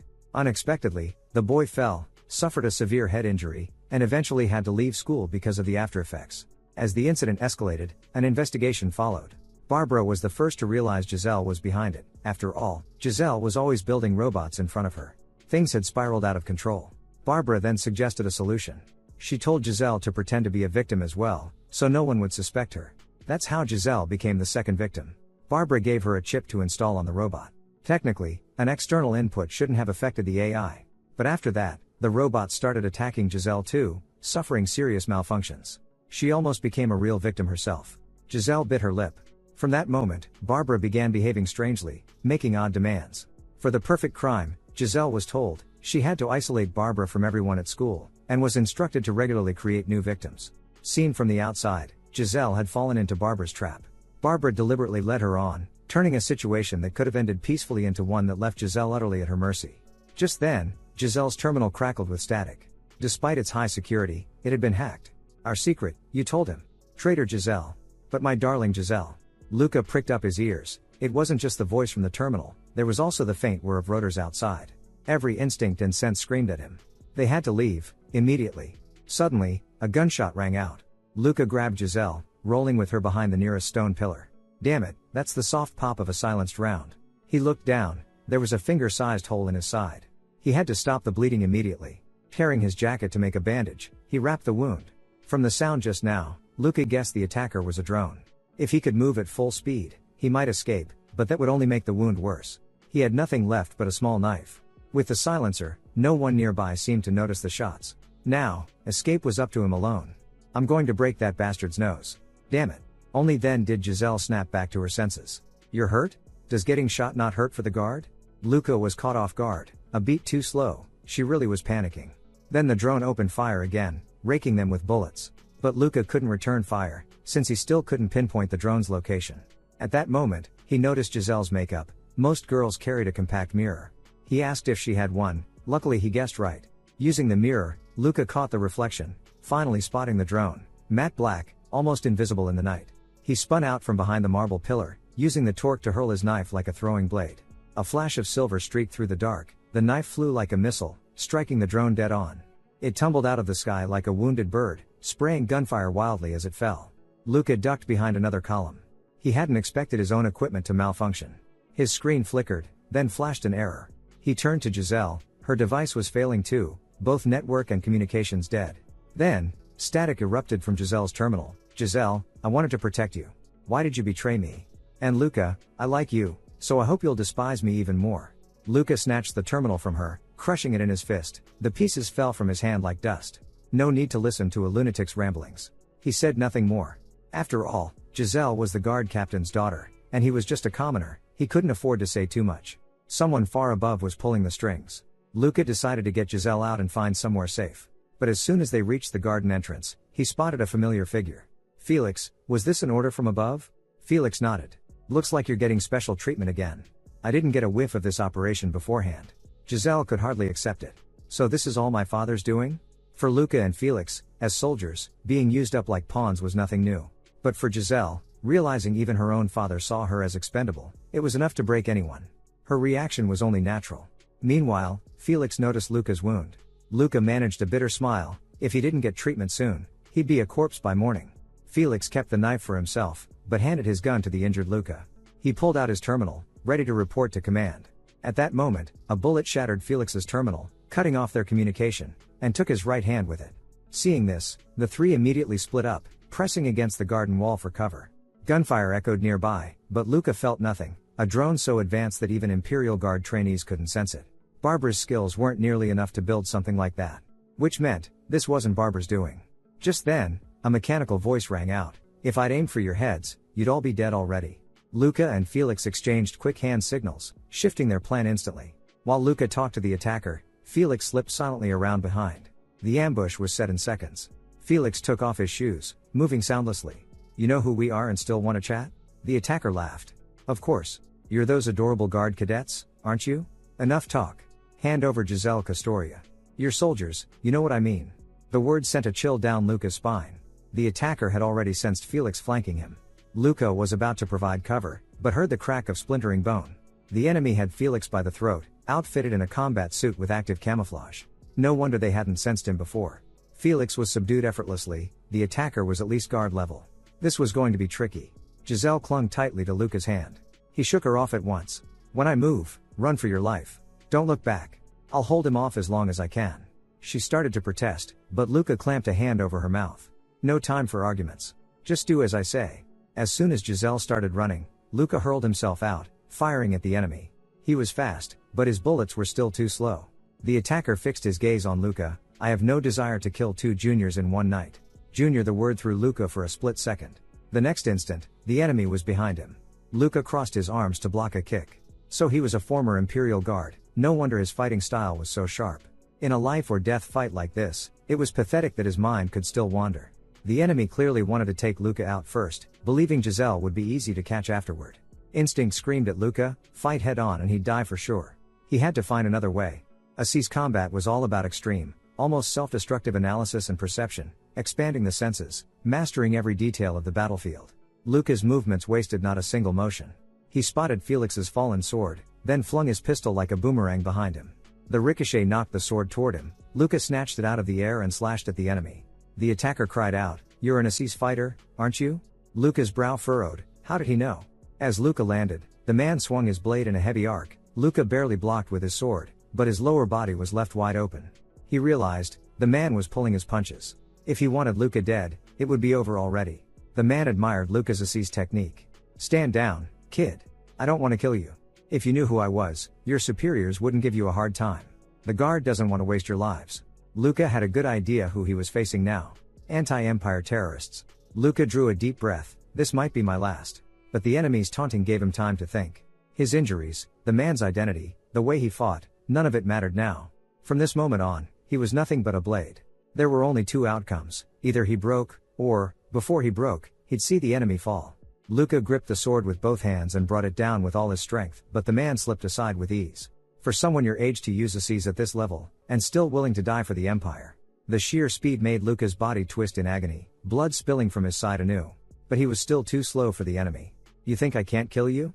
Luca's body was already at its limit, he could only use the sword to prop himself up. The Empire is what it is, but your attitude is insufferable. The man shrugged, then laughed. I like your rebellious streak. Kid, you really are closer to our side. My name is Rick Kaiser, I'm a Republican. To Luca, all Republicans were terrorists. Sorry, unless you stop barking like a dog, I can't understand a word you say. Rick didn't answer. He seemed annoyed, maybe more than annoyed. With a small hop, he vanished from Luca's sight. Instinctively, Luca shielded his chest, but his prosthetic arm couldn't take the force. In a storm of flying metal and fragments, Luca caught a glimpse of a fist shaped like an awl. Everything slowed to a crawl. He tried to kick out, but Rick tore his leg clean off. One-handed, Rick lifted Luca by the throat. This is your last chance. Beg for your life. If you do, I'll let you live. Luca forced a grin, then curled his lips, and spat in Rick's face. I like your spirit. If you survive this, give my regards to Kinyuan. With that, Rick's grip tightened. The last thing Luca heard that day was the sound of his own neck snapping.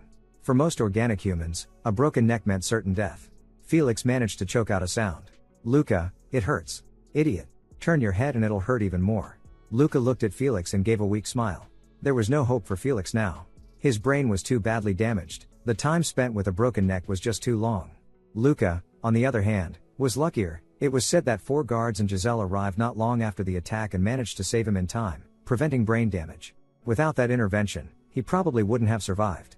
At that moment, the door opened. Captain Allah of the guard entered the room. Strictly speaking, he was here for Luca. Felix was beyond communication now. The captain sat down, glancing at Felix with a complicated expression. Felix had done his duty. Before making his formal report, Luca made sure to mention Felix first. Then, he recounted the events orally to the captain. After hearing Luca out, the captain told him there was no need to file a written report. Rick Kaiser. Real name, Rick Hilvamnes. He's one of the Empire's most wanted. This was the first time Luca had heard that name. Not every wanted criminal was made public, especially those involved in the Empire's dirty secrets. The word startled Luca, the Empire's dirty secrets. Weren't empires supposed to be flawless? Hearing that phrase from the captain himself was a shock. Allah continued, explaining that Luca now had the clearance to know. Operation Juliet. It's a plan that's been in motion for 5 years, aiming to infiltrate the command structure of the anti-empire terrorist group Nemesis. Luca was puzzled.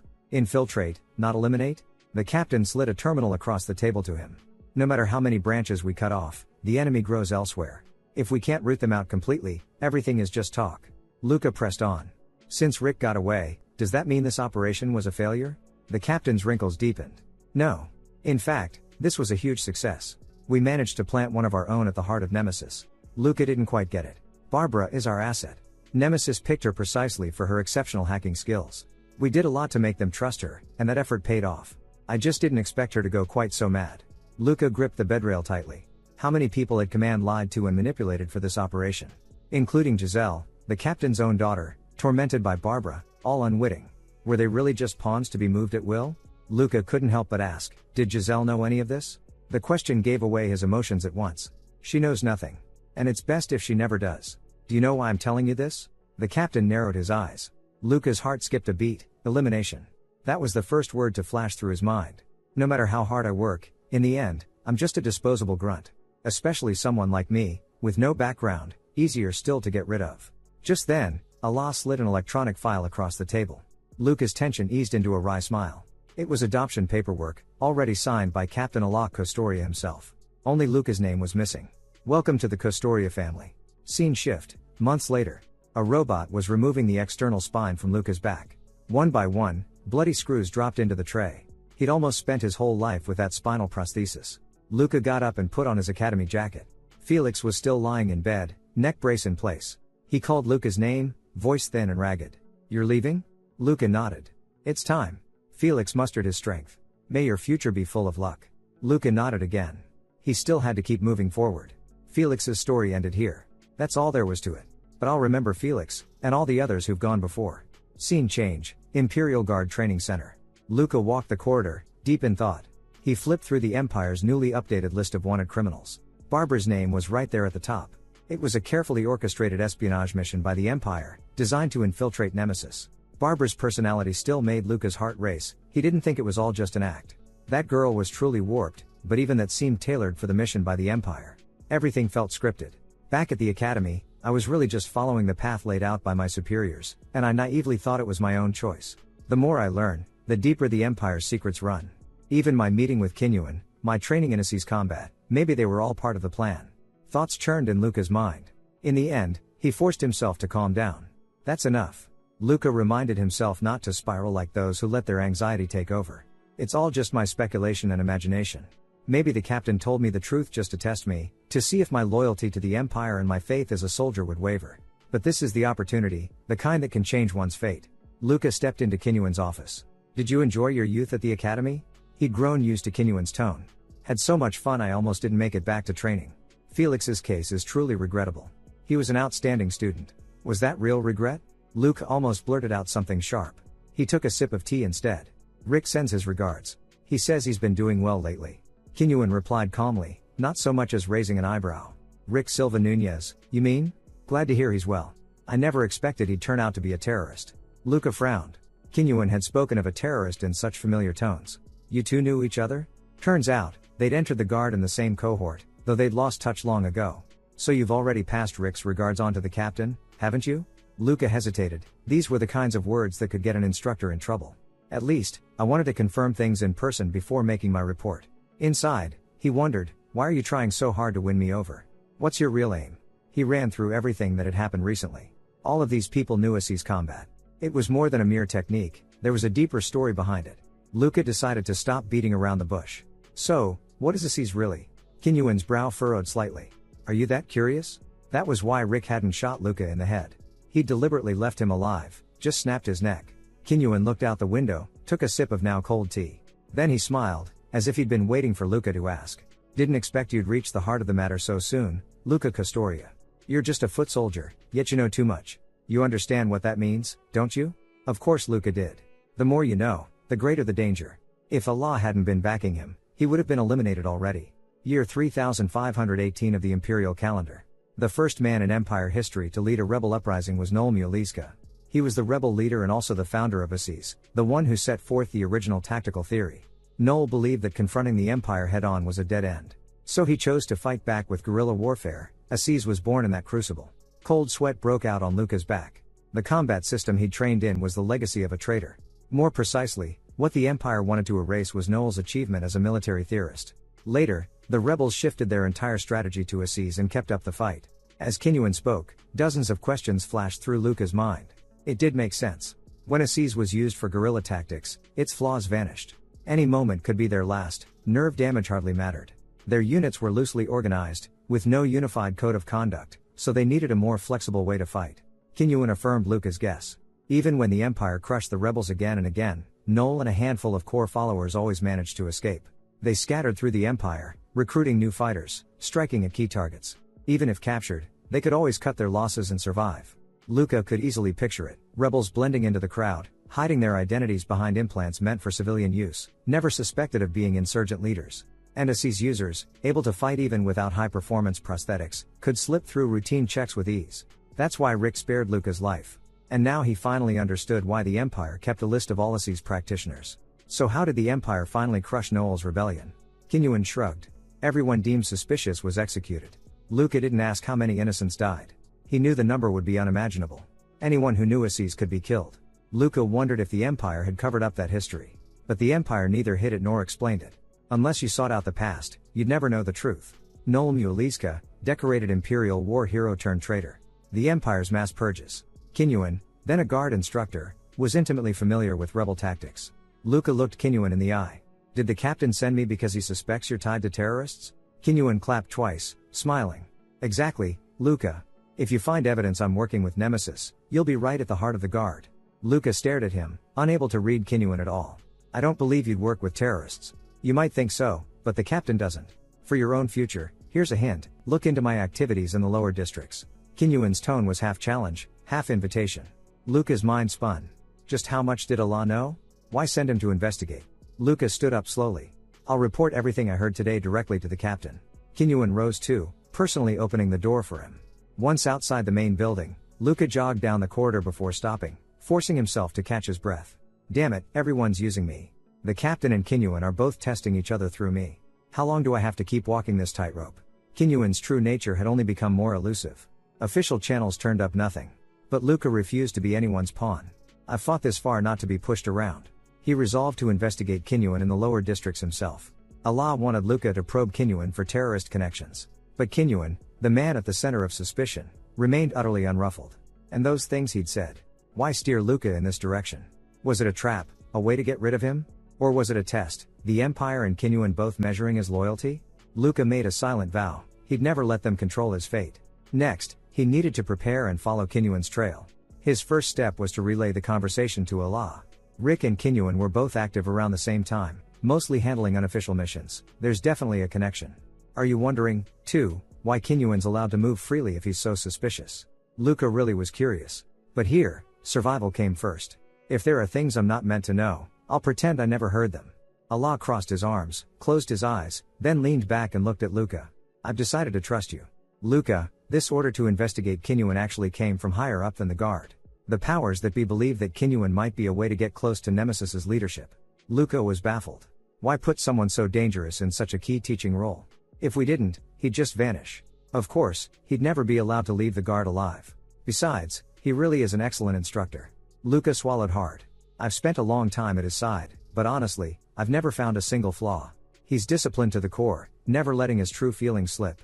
Allah signaled for Luca to go all out. He was the only one for the job. Over the years, many trainees had passed through Kinyuan's hands, but none had gotten as close as Luca. Seems even Kinyuan himself values you. Luca mulled the captain's words over and over. There was no way out of this game now. I'll need higher level clearance than a regular cadet, access to restricted databases, and some investigation funds.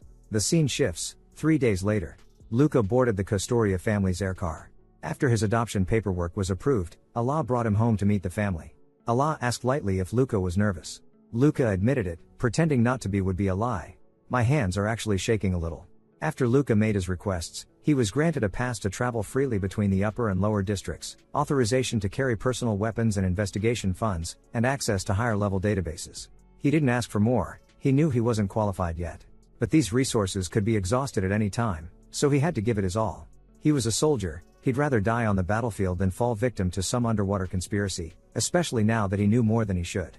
Even Allah couldn't help if the mission was cancelled. He didn't know how many people, Luca included, would have to be handled. But Allah reassured him, don't worry too much. As long as things were within his authority, he'd help Luca as much as possible. That was why he wanted Luca to join the Kostoria family, and that decision meant Luca was putting his fate in Allah's hands. I don't really like all these formalities either. But now that you're family, we should at least say hello. If you can tell me how I should act in front of the other family members, I'll do whatever you suggest. The captain listened, then gave a wry, interested smile. Stroking his chin, he thought for a moment and said, just act like you always do. It'll be a breath of fresh air for the kids. Luca couldn't read Allah's intentions, but if he wanted protection, he had to play by his rules, even if those rules were a headache. Time passed, and the aircar hovered over the estate. Allah gazed out the window. I grew up here, but I'm not that attached to it. The Kostoria mansion sits on the outskirts of Ukbrin, the capital. All around is an oppressive red wasteland, only inside the estate are there plants and water, an oasis in the desert. The aircar stabilizers made precise adjustments as they landed. It was Luca's first time stepping into a noble's residence. Scene shift, Luca found himself in his room. Allah told him to rest for now, they'd handle things together later. Everyone was trying to curry favor with Allah. The people here all spoke in polite formalities. Luca was already feeling tired. The social dynamics here weren't much different from the lower districts. Is this really the life I want? Just then, someone knocked at Luca's door. A familiar girl walked in. So you really did become a member of the Kostoria family. It was Giselle. Her deep blue hair was tied back, and whenever it swayed, it was like watching the night sky ripple. I want to apologize for my behavior before. I was too emotional. Someone from the Kostoria family shouldn't have lost control like that. Luca didn't mind. It's normal to panic in a situation like that. Don't worry about it. Giselle gave a wry smile. I also went to see Felix, he didn't recognize me. Giselle seemed to blame herself for Felix's condition. You can thank her, but there's no need for guilt. Felix was just doing her guard duty. Luca wasn't trying to comfort her, just stating the facts, he was never the sentimental type. Giselle bit her lip. I know what you're like a blue flame, calm on the outside, but burning even hotter than red inside. Luca could feel something had changed in Giselle, that defensive edge had softened. After all, he'd risked his life to save her. Then Giselle stopped him again. Do you remember what you said? That if you became a Kostoria, you'd support me. Luca nodded. It wasn't a lie, he meant it. Other than the captain, you're the only one I've ever had a real conversation with. As a member of the Kostoria family, I think you're someone worth negotiating with. That's the spirit of a true imperial noble, knowing how to fight for her own interests. Giselle walked to the desk, connecting her terminal to the holographic projector. The ones you really need to watch out for are my two older brothers, the first and second sons. Your appearance has them both on edge. Luca was puzzled. I'm just an adopted son. Giselle shook her head. Right now, you're the only one among father's children with elite military potential. Even without blood ties, your status is enough to make them wary. The Custorias are a famous military family, after all. Luca finally understood their anxiety. They were afraid he'd take their place. So what about you? Don't you want to become head of the family? Giselle was caught off guard. Do you really have no interest in being head? Luca looked her straight in the eye. I don't need to tell you that. Her tone was cool, just like the first time they met. Luca, though, was open. He'd never even thought about being the head. For me, the name Custoria is enough. But if anyone tries to step on me, I won't stand by and watch. As for fighting over the family headship, that's not my concern. If an opportunity comes, take it. That's my advice, as a big brother. At first, Giselle found that title ridiculous, but then she laughed, and her laugh, so rare, was all the more precious. If that day really comes, would you support me? I promised you, as long as you're not my enemy, I have no reason to hurt or hate you. Hearing that, Giselle reached out her hand. Then I'll count you as my ally, brother Luca. This will be the first and last time I call you that. Good, because I don't like sappy nicknames either. The antique clock on the wall chimed. It was time for dinner. Today was a special occasion. The family had prepared a formal banquet. Soon, Luca had changed into noble attire and appeared in the drawing room. From the seating arrangements, it was easy to see the status of each family member.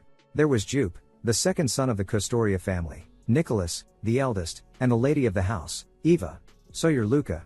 I've heard quite a bit about you, she said, her tone polite but with a chill and a sharpness beneath the surface. She motioned for Luca to take his seat. Giselle whispered a warning. Don't let them catch you slipping up. Father himself doesn't care about these little things. The doors opened again, and Allah entered. Let's begin. Before eating, there was a prayer. Once Allah finished, the banquet officially began.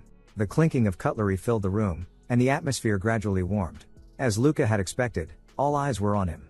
Just minutes before, on the way to the dining hall, Giselle had reminded him to stay on guard. The others might already know everything about him. Nicholas couldn't use high-performance prosthetics, so he'd gone into government instead. But with his abilities, he still had the bulk of the family behind him. As for Jupe, he wasn't as capable, but as a soldier, he believed he had a shot at becoming the next heir. The more conservative relatives supported Jupe. Since Luca was also a soldier, he was naturally seen by Jupe as a rival. That meant Jupe would be watching for any slip in etiquette or background to pick on. In fact, from the moment Luca picked up his silverware, Jupe's gaze never left him. Luca was well versed in the basics of table manners, but he remembered what Allah had said in the air car. Maybe following convention wasn't what Allah truly expected of him. He glanced at Allah beside him. No, his father, he supposed. He decided to follow his father's lead. Giselle shot him a nervous look, but Luca simply speared a piece of meat with his fork and took a hearty bite. Sure enough, Jupe jumped in immediately. Luca put on an innocent face. Something wrong, Jupe? The meat's delicious. Jupe forced a smile. I feel obliged to remind you about table manners. It's a brother's duty. I don't know what you're used to, but basic manners matter. They reflect on the Custoria name. Jupe was so eager to find fault with Luca that he didn't even notice how artificial the whole scene was. He was clearly nervous. After all, Luca was a decorated soldier. On the other hand, Luca wasn't sure if Nicholas had seen through his act. Maybe Nicholas hoped Luca and Jupe would split the conservative support. Either way, Luca knew that Nicholas was the one to truly watch. Luca cut Jupe off. You've served 10 years and never earned a Cross Swords medal. Even as a cadet, I've earned a citation. I'd say I bring more honor to the Custoria family than good table manners ever could. A few relatives couldn't help but laugh, quickly covering their mouths. Jupe's face turned bright red, as if he'd been scalded. I may not know much etiquette, but I am very good at war. After all, I trained under the best guard captain. Luca, don't tease Jupe. Jupe, that's enough. Nicholas chimed in at just the right moment, lightly reprimanding Jupe and showing his own magnanimity. Jupe tried to defend himself, but Nicholas cut him off. Our new brother actually has excellent table manners, he was just pretending not to. Luca set down his utensils properly, cut a piece of meat with perfect form, and ate it with elegance. I studied in advance, but I forgot just now. First time at a table like this, I guess I was nervous. Jupe walked right into Luca's trap and became the butt of the joke. With control of the conversation, Nicholas continued, I heard you won the level 7 Cross Swords medal. I'm not a soldier, so I don't know much about these things. But I hear it's rare for a cadet. Luca nodded. Actually, any guard can earn one. It's nothing to brag about. I'm the eldest, but I was born weak and couldn't serve. I've always felt I let father down. Now that we have such an outstanding soldier in the family, I feel relieved. Jupe clenched his fists, his anger barely contained. He slammed the table. Big brother, are you saying I'm not good enough? Jupe fell right into Nicholas's trap. You misunderstood. Jupe, as your brother, I know your abilities better than anyone. I'm sure you'll do great things. Jupe still looked sullen. Since their father was the captain of the guard, no one dared send Jupe to the front lines. In a way, that was probably true. With Allah's personality, even if his son died in battle, he wouldn't blame his superiors, but the small-minded would always be watching for a reaction. All of this was just as Allah intended. As a father, Luca could see Allah's genuine smile. Eva stepped in to smooth things over and the dinner transitioned into a small family gathering. At the start of the banquet, Eva introduced Luca to everyone. His name is Lucas. She explained that his old name sounded too much like it came from the lower districts, so his original name would just be a nickname now. Luca didn't mind. Various relatives came over to greet him, but he couldn't remember any of their names. His earlier clash with Jupe had made everyone aware of his presence, and made it clear he wouldn't be easy to handle. After exchanging a few words with Giselle, Luca's first day in the Custoria household finally drew to a close. That night, Luca was sleeping soundly in an unfamiliar bed, when someone slipped quietly into his room. The door lock slid open without a sound. It was Allah. Quick reflexes. Luca. Sorry to drop by so late, but I have to keep up appearances of neutrality. Allah swirled a bottle of liquor as he sat down, surprising Luca. By regulation, guard members were forbidden from smoking or drinking. Doctors and scientists insisted that alcohol and tobacco negatively affected the neuroendocrine system's tune for combat. Want a drink? Luca shook his head. I don't want to take unnecessary risks. Learning Assi's combat is hard enough as it is. Allah seemed to have expected that. He smiled and took a swig. Let me give you a bit of advice, as someone who's been around. You need a little irrationality and inefficiency in your soul if you want to go far. It's the key to being human. Luca asked, puzzled, is that really necessary for a soldier? People who talk like you are usually the first to be swallowed up by the machine. Luca's heart skipped a beat. Captain, are you drunk? But he knew Allah wasn't drunk at all. Allah just smiled. Let me repeat, it's just advice. Treat it as a little family gift. Try to cultivate an interest or habit that has nothing to do with fighting, maybe even something that gets in the way of it. Allah stood, giving Luca a gentle pat on the shoulder. It was the softest side of him Luca had ever seen. He gave me advice that served him no benefit, just like a father to a son. I'd already worn myself out sharpening my own edges. I didn't have the energy to take on more impurities. Maybe I already carried more than enough, and now I was supposed to add one more. I didn't want to become someone who relied on others or lost his temper easily. Did breaking the rules only mean stirring up trouble out of personal emotion? If not, why would the captain of the Imperial Guard say something like this? Luca truly couldn't understand his intent. Scene shift. Next day. Luca's schedule was still packed. The only thing that felt new was getting to visit the family armory. Is leading me through the armory one of your duties? Giselle nodded. That was why she studied mechanical engineering at the academy. In the Custoria family, women managed and maintained the armory. Some things can't be entrusted to outsiders. Right now my mother's in charge, but soon I'll take over. Luca thought of his stepmother Eva, always the picture of a noblewoman, never seeming like the type to get grease on her hands. But Giselle insisted her mother was highly capable. All of their father's prosthetics and weapons were maintained by her. Luca asked, wasn't it common for nobles to have arranged marriages? Wouldn't that make things dangerous if the marriage soured? Giselle nodded as if it was only natural. Exactly, that's why my mother manages it. It's a family tradition, a symbol of deep trust. As Giselle spoke, Luca stopped, drawn toward an ancient suit of armor. Giselle tilted her head at him. It was a suit marked here and there with the insignia of old legions. Most striking was the single horn on its head and its asymmetrical arms. The right arm was much thicker than the left, as if built for a special weapon. Giselle stood before the horned armor. This is a piece of our family's history, the full-frame armor suit Scylla. It belonged to Agatha, founder of the Custoria family, and it's truly one of a kind. Luca looked up, committing Scylla's form to memory. Scene shift. The Custoria family had a separate residence called Silvermoon Hall, home to the elders who had stepped aside from power. They couldn't interfere directly in family affairs, the elders were only advisors. Their role was to prevent the family head from going out of control. The elders didn't take part in direct decision-making, otherwise, the head would just become a figurehead. There were 7 elders in Silvermoon Hall, not too many, not too few. Luca asked if anyone had opposed his adoption.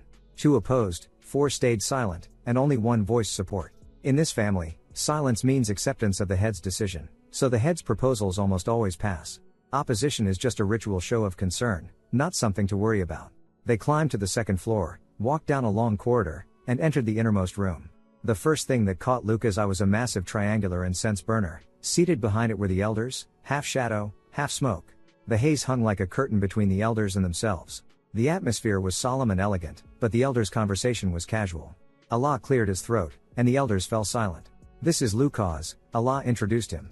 It was clear Luca still wasn't quite used to the new name. The elders began murmuring, appraising Luca, their voices growing louder. Luca and Allah stood quietly. One elder beckoned him forward, motioning for Luca to approach the incense burner. The elder gestured for him to come closer. Luca stopped before the elder, who reached out and gently touched his cheek. "Kid, you must survive this time. To do that, you must devour the chaos, not be devoured by it. Even if your throat is torn open, you must endure." The elder seemed to be speaking both of Luca's current state and of things he had yet to understand. Luca thought a moment about how to answer. "I will." His instincts told him this was the sole elder who had supported his adoption. Luca walked past the incense burner and returned to Allah's side. "Quiet, please, let's move to the next topic." With that, he signaled Luca to withdraw. But as Luca was about to leave, Allah pressed a hand on his shoulder, holding him back. Luca was puzzled. He knows I might be tied to Kinyuan, so why allow me to listen in on such an important meeting? The elders murmured among themselves. Since the head has decided, let's continue. And so, Luca found himself sitting in on an hour-long meeting between the family head and the elders. As soon as they stepped out the front doors of Silvermoon Hall, Luca turned to Allah and asked, "Why didn't you let me leave, but had me sit in on the meeting?" Luca guessed that neither Nicholas nor Jupe had ever attended an elders' council. "You'll have to find the answer for yourself," Allah replied without even looking back. Clearly, this was his way of teaching. Kids have to take their lumps. Scene shift to Luca's last morning at the main house. These 3 days had turned out nothing like he'd expected, but at last, he was about to say goodbye to this place. He just stepped out of his room when a much smaller figure stood in front of him, pointing a pistol. "Dad says kids like you can really dodge bullets. Is that true?" Luca knew this face and name well, Nicholas's son, Emilio Castoria. "Emilio, you know I'm your uncle, right?" "I know, but you're just a low-class nobody." Calling him a brat would be generous, pest was more like it. He heard the mechanical click as the gun primed, then bang, a shot. Luca didn't move a muscle. Even at point-blank range, he'd guessed the kid would miss. Emilio stamped his feet in frustration. "Why didn't you dodge? You were supposed to dodge." Luca snatched the gun from him in one swift motion, then kicked him hard, sending him tumbling several meters away. Emilio stared up at Luca from the ground, bewildered. Luca pointed the gun at him coldly. "Go tell your father your uncle just tried to kill you." The shot had summoned the servants in a panic. Nicholas came rushing in, scooping Emilio into his arms. Emilio clung to Nicholas, sobbing and sniffling. Nicholas fixed Luca with a steely look. "What happened?" Luca replied coolly, "He pointed a gun at an adult, so I taught him a lesson. Better he learns now than later." Nicholas covered his face and sighed. "But," Luca cut him off. "I was already holding back. Anyone else, and he'd be dead. That brat doesn't value his life at all." Nicholas handed Emilio off to the nanny and turned to Luca. "Could we speak in private?" He walked into Luca's room, and Luca followed, closing the door behind them. Nicholas sat down, smiling. "All right, Luca. Now everyone outside will think we're at odds. You're worried people will suspect we're secretly working together, so you used your own son as an excuse to meet with me alone. Makes me wonder if Emilio is really yours." Nicholas gave a sly, dangerous smile. "Just as I thought, you're sharp, 3 times shrewder than Jupe. He is my son, but if anything happened, I could always have another." Luca moved toward the door, ready to see Nicholas out. "I know you've allied with Giselle, but she doesn't know the whole truth." He went on, "At this rate, Jupe will be the next family head. And if that happens, I probably won't survive." Luca found himself more interested in Nicholas. "I'll give you a few minutes. You've probably already figured out what kind of people Jupe and I are. Right now you can't see it, but once the competition starts, you'll notice a lot of people suddenly backing Jupe. If he becomes the head, I might not live to see it. If I had father's absolute power, none of this would matter. Unfortunately, neither Jupe nor I are that kind of man." Luca nodded in agreement. "But Jupe has no way to stop you. Why do you think he'll win? Some want an heir with a military background. Others prefer a fool they can manipulate. I'm not their type. And those against our father would rather the next generation be a weak administrator." Luca listened and understood their game. They wanted a puppet at the top, someone they could control. "So does that mean the Allah I know isn't the real man he was his family head? So what do you want from me?" Nicholas smiled. "Simple. Pretend to oppose me. That way, you'll boost your own reputation in the family and build up your network. Relatives who want a military leader will flock to your side. If you can shake Jupe's supporters and split their camp, I'll have a better shot at the headship." From the moment Luca met him, just 2 days ago, Nicholas had already drawn up and set in motion his plan for victory, even if it meant putting his own son at risk. Just as Giselle had said, Nicholas really was a lot like Allah. "What if I get strong enough to challenge for the head myself?" Luca asked as Nicholas paused at the door. "If you really meant to do that, you wouldn't be asking me. Even if you did become head, you wouldn't kill me, Lucas." When you run the family, you'll need an advisor like me. You'd know how to use my talents. Luca grinned. No sarcasm, I truly mean it. Back when I was scavenging for scraps, I thought nobles had no worries in the world. Nicholas didn't deny it. Everyone has their own troubles. If you ever need anything, I'll help however I can. After all, I'm a senior government official. Don't worry about Giselle, even if you support her, she'll never become the head. She's not our opponent, and there's no need to get rid of her. As he left, Nicholas called out loudly, Luca, no matter how talented you are, if you disrespect your elder brothers, you'll never be accepted by the Custoria family. His acting's so good, I almost wanted to applaud. 3 days at the main house had felt more like a week to Luca. Going forward, he'd be returning to the Custoria estate often, but mostly in the company of Allah. Nominally, this was his home, but Luca already missed the cramped little room at the training center. Allah activated the holo projector and began working through a backlog of tasks. He'd barely paused since they got in the car. Luca hadn't expected the captain of the guard to be so busy. At the Custoria mansion, he'd done everything he could to live up to Allah's expectations, but now, Luca wasn't sure any of that was what he really wanted. Allah, as both father and family head, was nothing like the captain of the guard Luca thought he knew. Luca replayed the past days in his mind, trying not to miss a single detail. Just then, he noticed the aircar's thrusters shifting beneath them. They were moving in reverse. But there was no reason to change course mid-route.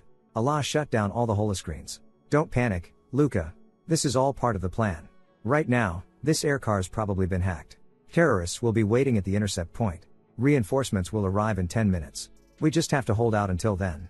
Allah opened the car's storage compartment, tossing Luca a pistol and a combat knife. Bailing out wasn't an option, they'd just become sitting ducks. They had to land safely first.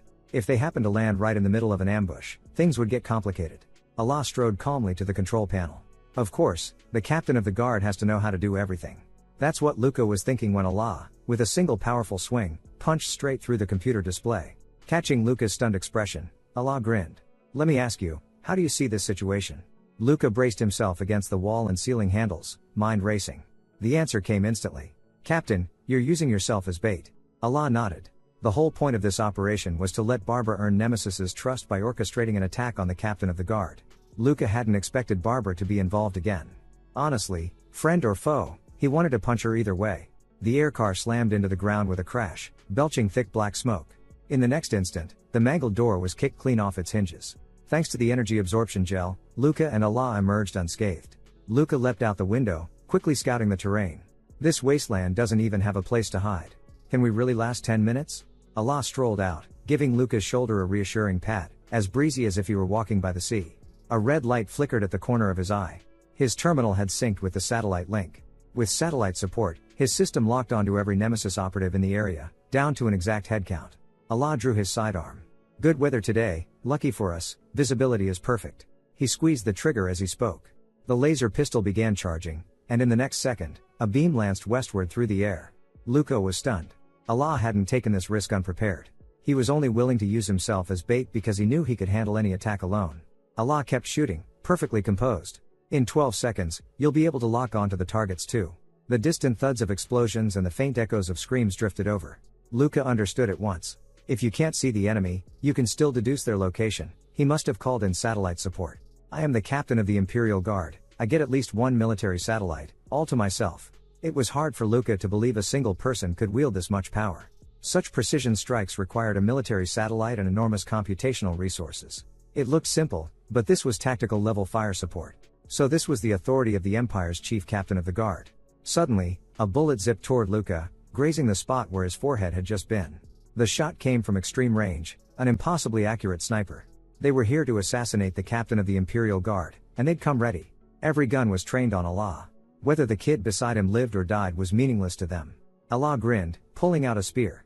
Leave the armored troops to me, just focus on staying alive. Luca retorted, annoyed, vague orders and half-baked commands are a failure of leadership. Allah shrugged, swinging the spear so its tip scraped the ground, shrieking. Luca, only by following those terrible orders. Can you move up? This world is full of people without a shred of decency. Luca was left speechless, he could only cover Allah from the rear. The enemy charged like suicide troops, with no care for their own lives. For rebels, these were elite fighters. But as one of the Empire's strongest warriors, even without a battlesuit, Allah was a monster. The majority of attackers rushed at him, and Allah felled each one with a single blow, then cut down two more, fighting into the heart of the enemy, growing more exhilarated with every kill, utterly fearless. Luca had hoped to study Allah's fighting style, but the 4 opponents before him were no pushovers either. They didn't care about friendly fire, even after being shot, they never stopped attacking. Luca activated Isekai, predicting their movements, mapping the environment into a 3-dimensional grid. Quickly, he took out a machine gunner, then clashed at close quarters with another fighter. A gunman behind them raked the area with fire. Luca locked eyes with another Isekai practitioner, the man stared right back. Isekai really does have deep ties to the terrorists. They can fight me evenly without high-tech gear, but we're not the same at all inside. At that moment, Luca spotted a weakness. In a flash, he closed in, grabbing the man's arm. A flash of light, and Luca sliced him in two. The instant Luca grabbed his arm, the man lost focus on Isekai. A true master would have severed his own limb immediately as a reflex. Luca glanced at Allah, surrounded by corpses. 4 had managed to tie Allah up, but he'd already dispatched most of the attackers. For an assassination attempt on the captain of the guard, this was sloppy. Allah warned Luca it wasn't so simple. Rick is definitely lurking out there, waiting for his chance. If I get hurt in the crash or this fight, he'll join the fray. That's a golden opportunity for Nemesis, and for us, too. Luca suggested, so why not turn the tables and set a trap for Rick? Allah shook his head. Catching Rick would hurt them, but it wouldn't destroy Nemesis. The most important thing today is elevating Barbara's status. If we set a trap for Rick, our infiltrator, Barbara, might die, and all those years of effort would go to waste. In the eyes of command, both Luca and Rick were just replaceable components. Hearing that, Luca felt a jolt. Even the captain of the guard was just a part to be swapped. In the Empire, is anyone truly irreplaceable? He stopped short, but Allah had already caught his meaning. He raised a finger and pointed upward. There's only one. And you know exactly who. People like Luca and Allah, dozens could die and it wouldn't matter. At most, the Empire lost a few bricks from its wall. But if the Emperor died, the Empire would collapse. So men like them were nothing more than pieces the Empire could move at any time.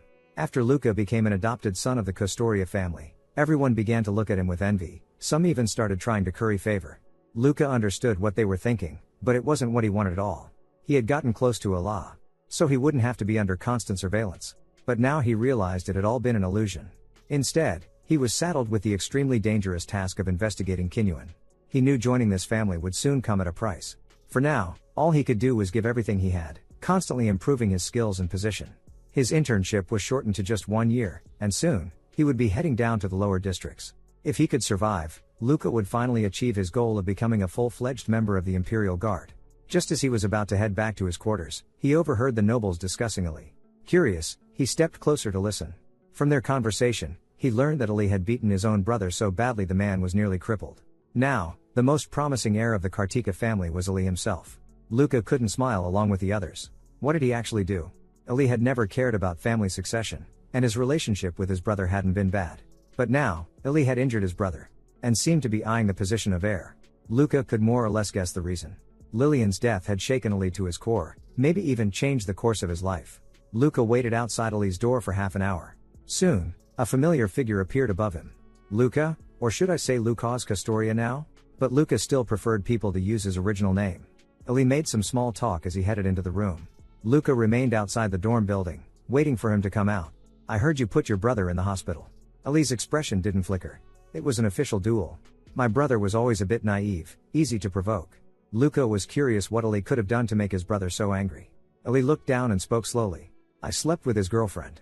Maybe I'm better looking, she left with me pretty quickly. I do actually feel a bit sorry for him. Luca frowned at the handsome young man. You really are an asshole. Ali changed the subject, asking Luca, what kind of dangerous deal did you make? Ordinary terms wouldn't land you in a family like that. Luca didn't give away his mission, only said, my life's always been a tightrope walk. This isn't any different. Ali scuffed his boot on the floor. Even tightrope walkers fall sometimes. But Luca thought, if you walk the wire, you can't just stop walking. Ali shot Luca a glance. He understood Luca had never really had a choice to begin with. If he didn't do this, the only other road led to death. Ali called after him, deciding not to run from reality anymore. Is it because of that woman? Luca didn't say Lillian's name out loud. Ali closed his eyes, then opened them just a crack. If anything happens to the family, I'll become the successor and fix it. If I'm dissatisfied with the Empire, I'll climb high enough to change it. It sounded a little radical, but Luca admired Ali's drive. He believed that, with Ali's ability and talent, as long as he gave it his all, he'd succeed. Luca wouldn't stand in his way. After all, he wasn't in a position to give advice to anyone right now. In any case, welcome back, Luca said. If you want to become the family heir, you'll have to work even harder. You too, Ali shot back, Being adopted into the Kostoria family is already a heavy price. Why don't we both work 4 times as hard? That's exactly why we're Imperial Guard cadets in the first place. Luca nodded. For now, all he could do was stay on the wire and keep moving forward. The next day, Ili proved his resolve with action. He volunteered to lead a team on a mission to eliminate the native creatures of Novas. Meanwhile, Luca arrived at the Imperial workshop. He needed a better weapon. He tested his blade against the training droids. The craftsman grinned and asked how he liked it. Luca affirmed the design. Just holding it, I can feel the tension in my grip. It feels good. I just think you could dial down the output a little. The craftsman understood exactly what he meant. The weapon was already perfectly suited to Luca's needs. Luca asked what it was called. The craftsman replied, Crucis. In the old tongue, it means calamity and destruction. That gun you used earlier is Ruina, meaning to break or shatter. They're both girls. You need to cherish them like lovers. Luca chuckled, holding a weapon in each hand. Never thought my first loves would be a gun and a blade. Guess I'll have to see which one ends up as my true queen. The scene shifts. Luca arrived in the lower districts. Just as he was about to contact Gabriel, a man set his sights on Luca's wallet. Luca caught the vagrant's wrist, twisted it behind his back. A shower of broken wires and sparking parts flew loose. The vagrant yelped and bolted into a dark alley. Luca was starting to get used to this place. Really, this was exactly the kind of atmosphere he expected down here. He tried calling Gabriel several times but couldn't get through. Left with no choice, he followed the address on the map to find him in person. If Gabriel's ignoring my calls on purpose, I'll have to break his nose when I see him. But when Luca pushed open the door, he found Gabriel lying on the floor, apparently dead. That explained why no one answered the phone. Just then, Luca noticed Gabriel's arm twitching faintly. Hey, man, I'm not dead yet. Luca rushed Gabriel to the hospital. Gabriel had taken 4 bullets to the chest and abdomen, but luckily, nothing vital was hit. That suggested the attackers hadn't meant to kill him. Luca asked what had happened. Gabriel said it was just a warning. Things had been tense down here lately, every faction was recruiting and drawing battle lines. But Gabriel wasn't in any gang, he was just a freelancer who made a living with his fists. Luca warned he'd do better joining up with someone, otherwise, it would be tough to survive. But Gabriel would rather risk his life than work for those scum. He was more interested in why Luca was looking for him. Luca didn't say much, only, I'll be back this time tomorrow. Make sure you have the strongest painkillers ready. Gabriel might have complained, but Luca knew he'd do it. He was loyal, he never let down those who'd helped him. That's why Luca was willing to invest in him. Tracking down Kinyuan in the lower districts wasn't an easy task. Rumor had it he had been close with the old manager of the Gladiator Arena. If Luca could find out what Kinyuan had been up to back then, he might get a lead. What Luca couldn't figure out was why Kinyuan would show up in a place like this.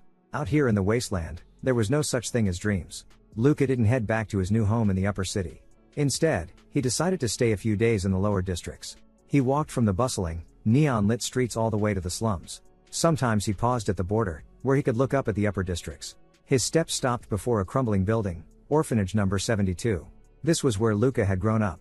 He stood across the street, quietly watching the orphanage windows. A truck pulled up to the front door. Skimming off the top again. That bastard never changed. Some of the kids were awake, peering outside. The older ones clearly knew what the director was up to. But they couldn't do anything to stop the corruption. The world won't change. The only thing I can change is myself. Still, maybe I can do something, just a little. It won't fix the world, but at least the kids here could get a few more meals. After that, things would go back to the way they were. As Luca approached, a laborer looked at him warily. These weren't enforcers, just ordinary workers. But even the smallest change was worth trying for. Luca, you've gone soft. A man suddenly drew a gun. But as soon as the bullet left the barrel, Luca caught it out of the air. He opened his hand, the deformed slug dropped to the ground. The others froze, too scared to move. The director recognized him. You're Luca. Luca slammed his fist into the director's jaw. Still running the same scams, huh? Haven't you made enough already? The director immediately started to play the victim. I always treated you well, didn't I? Gave you extra food and everything. Luca gave a faint smile. I remember. That's the only reason I didn't snap your neck. The director begged for mercy. I'm sorry. Please, tell me what you want, whatever it is, I'll apologize. Luca didn't feel any sense of obligation toward the orphanage that raised him. Charity, after all, was just a passing fancy for the rich, a mask for their hypocrisy. He let the director babble on. A man like this wasn't even worth hitting, much less killing. Even if someone else ran this place, it wouldn't be much better. Luca glanced at the children peeking from the windows. Some had a glint in their eyes, waving at him. He remembered the days he went hungry, rooting through trash for scraps. He punched the director again. Watch yourself from now on. And tomorrow, make sure the kids get a real meal. With that, Luca disappeared into the shadows of the alley. The scene shifted to the next day. Gabriel, barely hanging on with painkillers, tagged along with Luca as they headed out together. He complained loudly as they walked. On any other day, Luca would have kicked him already. Maybe he just slept too well last night. Beating up someone he couldn't stand really was a great stress reliever, Luca had to admit it. Soon, the two arrived at the entrance to the dueling arena. The gang members at the door stared in disbelief. Gabriel, weren't you shot? How were you even walking? Gabriel started chatting up his acquaintances. News travels fast. Whoever did it, I'll make sure to pay them back. He quickly noticed Luca standing nearby. He'd seen Luca in a previous match. With a henchman leading the way, the two headed into Olaf's office. Olaf's presence was sharp and commanding. He stood up to greet Luca as if welcoming a VIP. You here to compete? Luca shook his head. Not this time. I have private business to discuss with you. Olaf pulled out a cigarette, wary. No can do, I'm not much of a fighter, and I need a sense of security. To me, those two are just scarecrows. The two bodyguards' faces darkened, eyes narrowing in anger. Instinctively, their hands tightened around their guns. Olaf fixed Luca with a cold stare. Doesn't matter if you're good boy or just Luca, don't think being tough gives you the right to disrespect me. I respect your mentor, but that doesn't mean you can act out. Looks like there's no way around a fight. Olaf stubbed out his cigarette. His two guards immediately raised their guns and trained them on Luca. Luca flashed a grin. Gabriel, block the door. Gabriel, still dazed, mumbled his assent. Luca bent his knees and leapt straight up. His fingers dug into the concrete ceiling. Dangling upside down, he looked down at the two guards. They were still a beat too slow with their guns. Luca scraped along the ceiling, then twisted down, dodging their line of fire as he landed. The guards started to sweat bullets. They fired again, but the shots only hit where Luca had been a moment before. Worse, their bullets hit each other by mistake. Two screams echoed through the room. Olaf's brow furrowed. Bodyguards really are pointless. Scene change, rain beat down on the streets outside. Luca and Gabriel were now at Gilda's repair shop. Gilda was fixing Gabriel's mechanical stylus. Every time it rained, his arm ached faintly. Meanwhile, Luca recalled his earlier negotiation with Olaf. Though Olaf had been reluctant, he scanned Luca's ID with his terminal.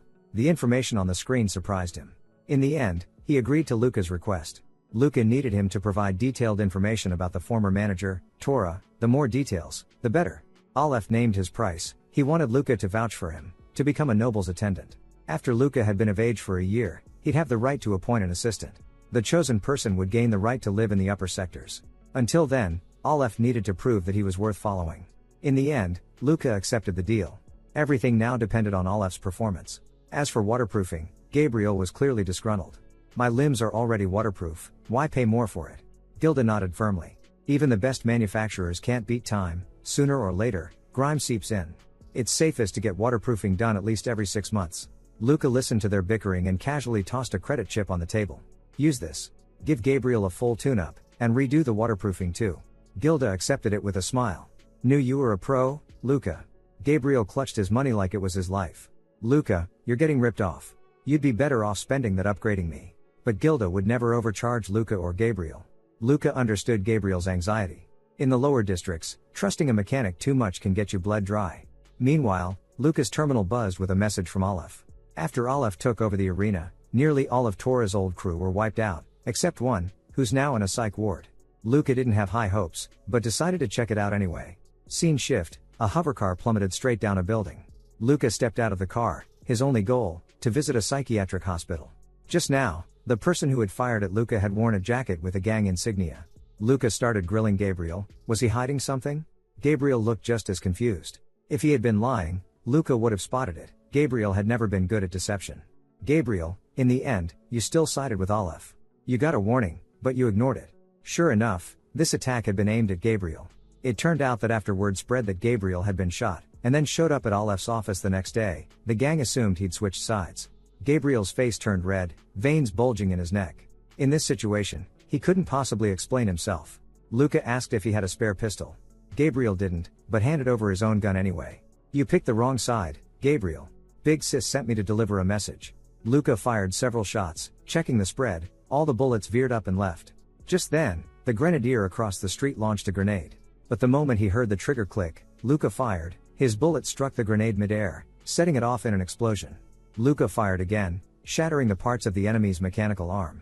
By then, it was too late for the gangsters to run. Their knees and elbows shattered, they dropped their weapons like broken puppets.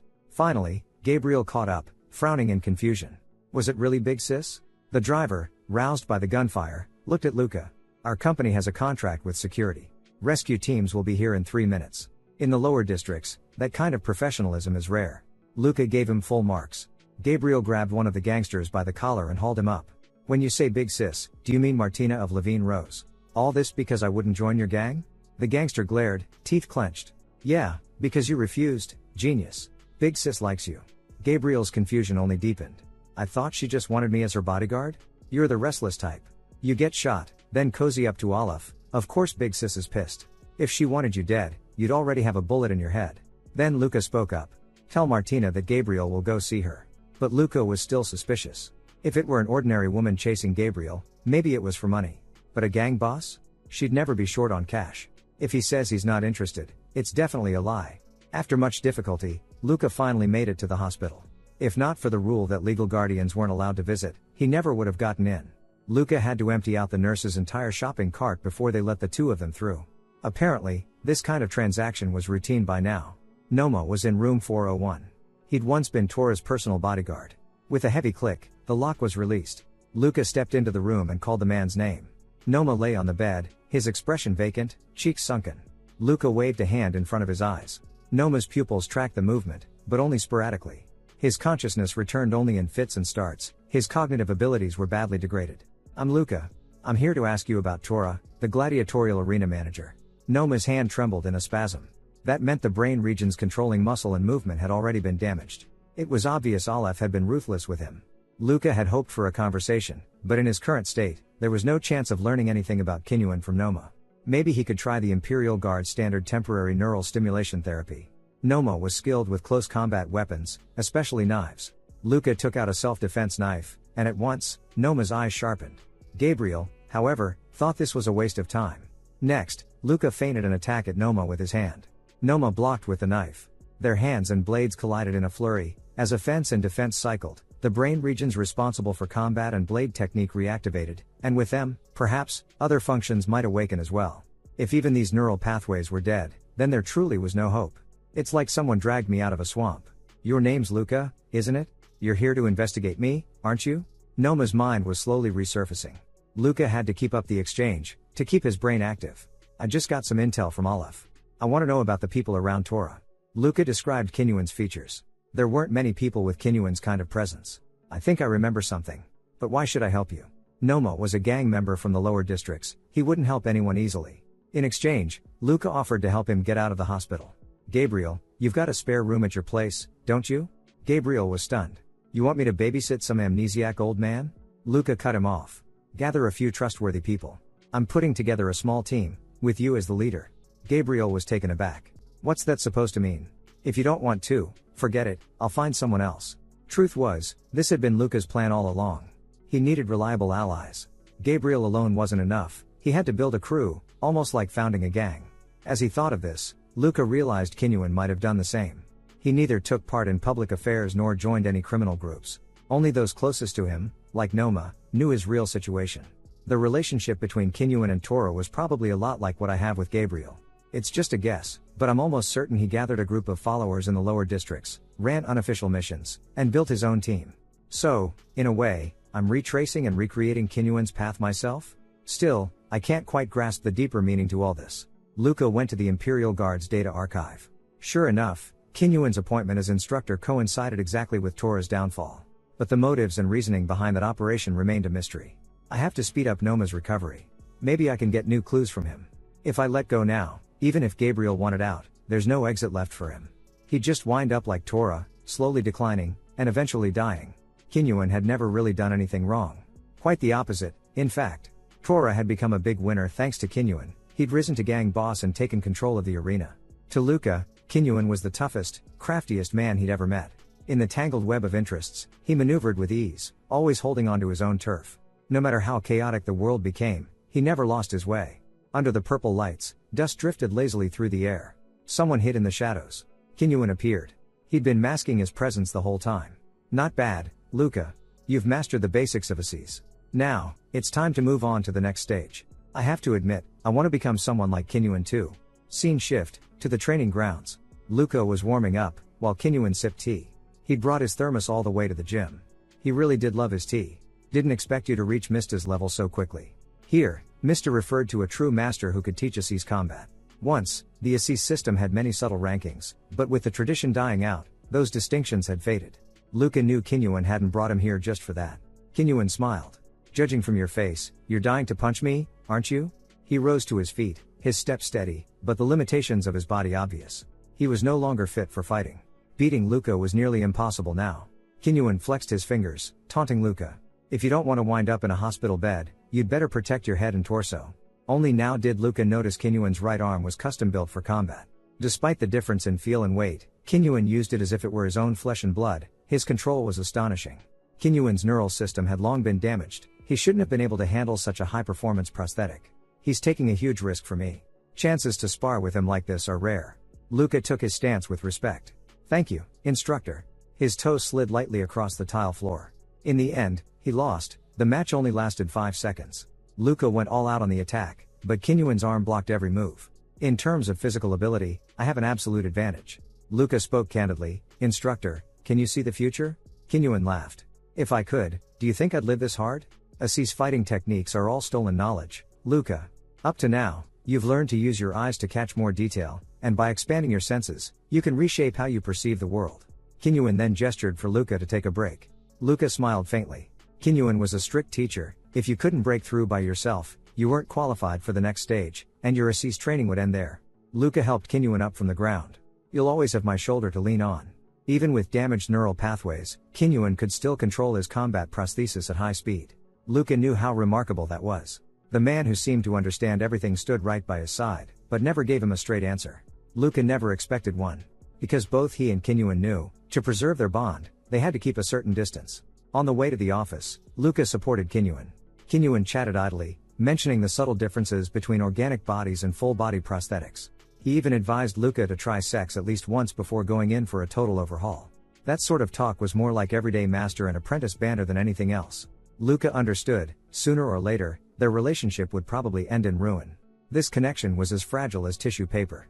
Both he and Kinyuan were always ready to cut the tie.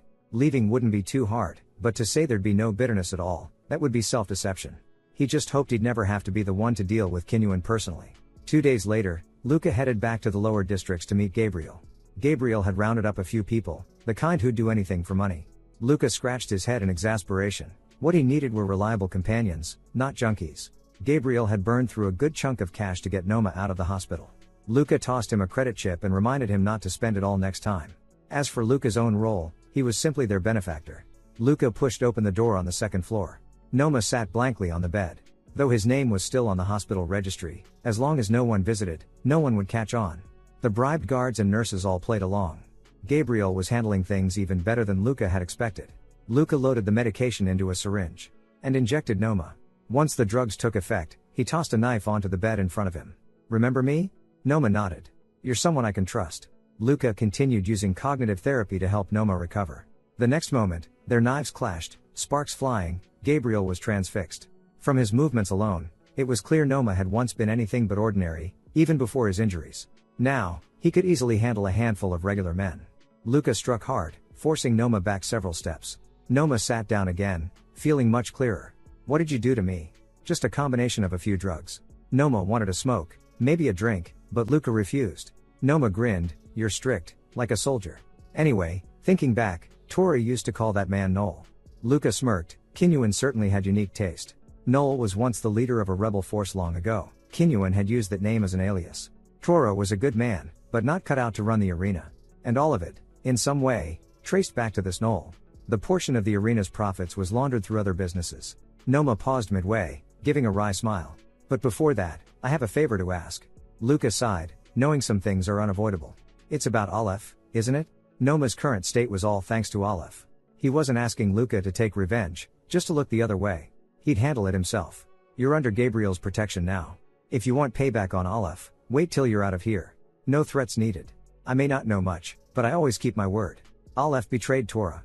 That bastard deserves what's coming. The relationship between Aleph and Noma was growing increasingly tangled. Who to trust, Luca would have to decide for himself. Just then, Noma told Luca. Aleph might have Torah's old ledger. If he investigated companies starting with B, he'd be able to track the money straight to Noel. At that moment, a loud crash echoed from downstairs. Gabriel rushed out to check, only to see a bald man pinned under a stiletto heel. A woman was standing on him. Your men are really useless, Gabriel. Martina was even less patient than Luca had imagined. Just how much did she like Gabriel?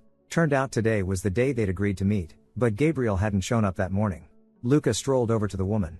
Before she could speak, his hand was already resting on her shoulder. So this is your excuse for barging in? Coming here to reason with us, isn't that just mocking us? Baldy. Flat nose. Gabriel and I are heading out, so you guys hold down the fort. I won't say it again, no drinking on the job. Levine Rose was a gang formed by women from the lower districts to protect themselves. Most of them were local born or had nowhere else to go. To earn their trust, the boss had to be a woman as well. Luca asked Gabriel if he knew Martina. Gabriel nodded. I did some temp security for her once. Guess she was taken by my charm. From the sound of it, Gabriel didn't know Martina that well either. If this kept up, he'd either end up working for her, or wind up dead by her hand. That won't do. The moment Aleph thinks I'm useless, he'll sell me out. I have to keep this guy safe. Soon, they arrived at Levine Rose's territory. A rare, 3-story building in the Eastern style came into view. Climbing the stairs to the 3rd floor, the woman with the eye patch stopped. Gabriel clenched his fists, looking ready for a fight. The eye patch woman warned him, this time, don't turn Martina down, or your life won't be worth much. Inside, the air was laced with a heady, bewildering scent, probably a mix of various anesthetics evaporating together. Just then, a pistol pressed against Luca's temple. His instincts kicked in before he could think. Anyone moves and they die. A dozen gang members surrounded Luca and Gabriel. One of them ignored the warning, raising her gun at Luca, but Luca was faster. Without hesitation, he put a bullet through her head. Now, 2 bodies lay on the floor. The air bristled with powder and tension. Bloodshed could erupt at any moment. At that instant, a voice rang out from within the room, breaking the standoff. Who taught you to treat guests so rudely? The voice was mesmerizing, whether naturally so, or the result of vocal cord enhancements, it was impossible to say. This had to be Martina Diva. Martina appeared, clad in an Eastern-style cheongsam, a fan hiding her face. Behind the fan, a faint glow shimmered at the edge of her eyelids. It was my own decision. My apologies, Diva, the eye patch woman replied, her tone flat. So, you invited me here just to ambush me? You think I'll let that slide? Gabriel was furious, but before he could finish, Luca cut him off. Calm down, Gabriel. Luca had already noticed the hesitation in the one-eyed woman's manner. She was weighing her options. Martina had clearly meant to eliminate him, but now that it had failed, she was just covering her tracks. She quickly realized whom she should address. Young master, you're not from the lower districts, why meddle in our business? Luca was used to being mistaken for an upper district native. My reasons are my own. Not your concern. Martina's brow creased. We're Levine Rose. Don't think your noble status makes you safe. Consider this your warning. Luca threw his head back and laughed, utterly unconcerned. A bunch of sewer rats band together and think they're big shots. What a joke. Martina's frown deepened, her followers starting to stir. The room was a powder keg. Just then, the eye patch woman murmured something in her ear. Martina's expression shifted. She composed herself, sighed, and snapped her fan shut. Her gaze shifted to Gabriel, standing behind Luca. I have just one condition. Gabriel becomes my lover, and of course, he'll have to join Levine Rose. In this world where cosmetic surgery was as common as breakfast, Martina's allure was still dazzling. But could a woman like her really be interested in Gabriel? I don't want to take orders from anyone, Gabriel shot back. But aren't you already working for this young master? That's a partnership. I owe him a debt. Martina bit her lip, a trace of frustration flashing across her face. At that, Luca pulled Gabriel aside and whispered, just go along with her for now. It'll make things easier. You don't really have to join the gang, they won't do anything to you. Gabriel panicked. You think a face like mine could win over a woman like that? She's older than my grandmother. It was a fair point, but Luca did his best to reassure him, feigning calm. After a moment's thought, Luca made up his mind. Since Gabriel now had a crew of his own, he couldn't join Levine Rose. Just then, Martina called out to Luca. So you're planning to start a new gang? I don't think you understand how things work down here. But with Aleph backing him, founding a gang was hardly a challenge for Luca. I never miss out on a man I want. Luca sneered. This time you will. First taste of failure, huh? Savor it. Martina stopped looking at Luca, fixing her eyes on Gabriel instead. She rose, deliberately accentuating her curves. I can do more for you than you can imagine. Please, stay with me. Gabriel looked genuinely unnerved, avoiding Martina's gaze. No one had expected her to lower herself and plead. Luca, meanwhile, had already cranked up his own threat level to maximum. If negotiations broke down, he wouldn't hesitate to kill everyone in the room. But then Martina slumped back in her chair, a hint of impatience on her face. Fine, whatever. Since we're here, let's get down to business. She switched moods in an instant, it was as if the previous pleading had never happened. Luca, still in combat mode, felt a touch embarrassed. Now Gabriel got his turn to challenge Martina. Didn't you say you liked me? Giving up so fast? Martina tilted her head. I'm drawn to men who are ugly and troublesome. Makes me feel small myself. Every time a guy like you defies me, it's like getting stabbed inside. Especially when I'm being pushed around by those disgusting types. She smirked, shrugged, a faint blush coloring her cheeks as she clicked her tongue. Maybe people really do get weirder with age. Luca, not even an adult yet, couldn't hope to understand a woman like this. Before long, Martina put on a new face. Let's get back to business. After speaking with Martina, Luca, accompanied by his subordinate Grace, went to see Aleph. Now Gabriel's crew was linked to both the arena and Levine Rose. With word of this spreading, all the pests would be scared away. New talent would keep pouring in, because anyone with real skill wanted a piece of a new organization. Aleph's management skills were impressive, enough to make Luca very satisfied. On the way back, Grace asked Luca, do you trust Aleph? Luca shot her a glance. Is your eye blind too? You think I'd trust him? That's why I said he's still less reliable than Diva. Luca cut her off. Your boss isn't any more trustworthy. She's a mercurial, unpredictable woman. Grace frowned at his words about Martina. Her loyalty was impressive. Martina had mentioned before that Grace was once a cadet in the Imperial Guard. Martina seemed to be probing Luca's background and motives, but Luca didn't stop her. Grace was far more useful than Gabriel's junkie crew. She'd even given Luca a patrol position in Rose City, which was a great deal for him. Grace asked if Luca came from a military family. At that, Luca paused. Why do you think so? Because you're better than me. I didn't expect to lose so easily to someone who isn't even an adult yet. Grace's judgment was sharp, she could accurately gauge an opponent's level. Luca didn't understand why someone like her would work for Martina. She hadn't finished the guard's training, but was still full of confidence. Luca was curious, why had Grace quit the Imperial Guard? They chatted for a while, keeping things on the surface, anything truly important remained hidden. Still, Luca felt the distance between them shrinking. Their way of thinking was similar, and their interaction felt as natural as being with a training camp partner. Noma had said the companies starting with B all funneled money to Noel, in other words, it all ended up with Kinyuan. When Luca investigated, he found those companies had long since shut down, with no accessible information. The lower sector databases were easily corrupted, and Kinyuan had surely set up plenty of false trails. Luca needed a higher level, well-maintained database, at least something like the ones used by the upper classes. A name flashed through Luca's mind, Nicholas Custoria. The Imperial official, and technically, Luca's brother. Luca quickly called Nicholas's terminal. I want access to the Imperial Central Database. You've got clearance, right? Nicholas admitted he did, but said he couldn't hand it over directly. I'd like to live a few more years, thanks. Luca understood. Then can you run a check on a few shell companies for me? Call it returning a favor. Will this help your standing in the family? Maybe. At that, Nicholas readily agreed, he'd have it done in 2 hours, tops. His efficiency pleased Luca. Of course, Luca knew Nicholas would one day call in that favor, and with interest. But that was a problem for later. For now, more pressing issues awaited. Noma, Levine Rose, Aleph at the arena. Luca hadn't really slept for 3 days. If Allah showed up now, he probably wouldn't even bother with pleasantries. Oh, let the light fade. Luca murmured under his breath, closing his eyes. 6 hours later, Luca woke up, and synced his terminal to the wall display. Ali, how many missions did you take while I was away?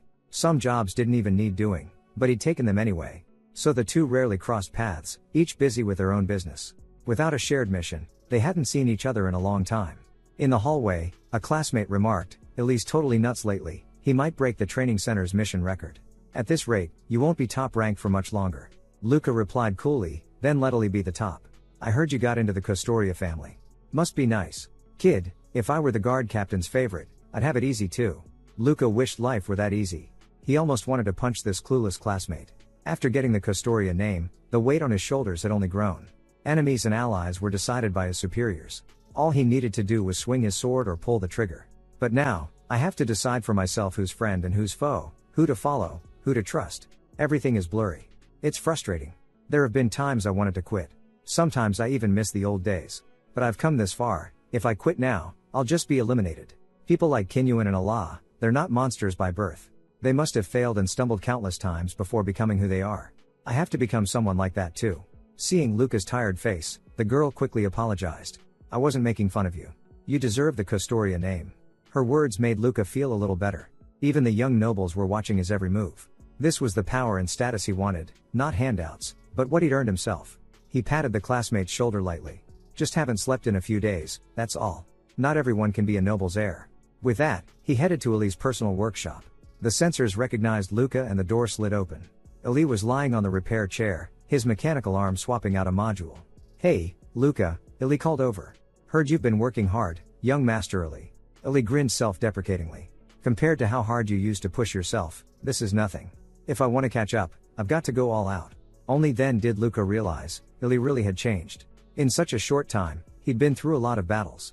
Ali had always been more talented. In the past, even when he just coasted, he'd still match Luca's results. Now, Luca would have to work even harder, pushing his asses to the next level, or soon Ali would leave him behind. Ali, now dressed, motioned for Luca to follow. "Come on, let me show you my spoils." Through a glass window, Luca saw a metallic beast bristling with electrodes and cables. It was a purely mechanical creature, with no flesh left, its biology still a mystery. Luca had never seen one so close before. Definitely worth showing off. "I've heard they have natural electromagnetic fields inside them. Catching one alive isn't easy. Are they connected to ancient civilizations, too?" Ali's personality might have shifted, but his curiosity about ancient cultures hadn't changed a bit. "Not certain, but it's likely. Mechanical beasts are all metal, but their structures are as intricate and precise as living things, almost as if they're alive. Some even think they can grow and reproduce over time, though no one's ever figured out how." Luca glanced at the researcher nearby. "Can these things be tamed?" With no precedent, the researcher had no answer. As Luca spoke, the mechanical beast seemed to take an interest in him. The scene shifts, Luca and Ali leave the laboratory. "Maybe that's the last time I'll see that creature. It's about to be transferred to a Royal Research Institute. But really, it's less a transfer than an exile. It'll end up in some nameless place, an experimental subject to the end." Luca wasn't sentimental, he was just stating the facts. "There's a second trophy, think of it as a congratulations for becoming a Custoria." Ali pulled out a dagger. "This is a weapon taken from an alien I killed. An Equisian, the mercenary race. The blade is made from the bones of a beast that once lived on their homeworld, now extinct." Luca was skeptical. Could a bone dagger really be used in combat? It was just bone after all. Ali drew his own knife and struck it against the bone blade. A clear, ringing note sounded. The bone didn't break, but a crack appeared along the edge. Luca was about to say it wasn't so tough after all, but then he stopped, because the fissure was knitting itself closed, the gap shrinking as if the blade were regenerating, cell by cell. In Equisian, this dagger is called Graken Boot. It means immortal, or eternal. This is the gift I decided to give my best brother. As a gift, it's got a lot of meaning. We all crave eternity and immortality. But here's the truth of the universe, even the cosmos itself isn't eternal. Everything ends, eventually. Especially tiny lives like ours. We're not even dust, just a brief flash of light. Luca felt a rare swell of emotion.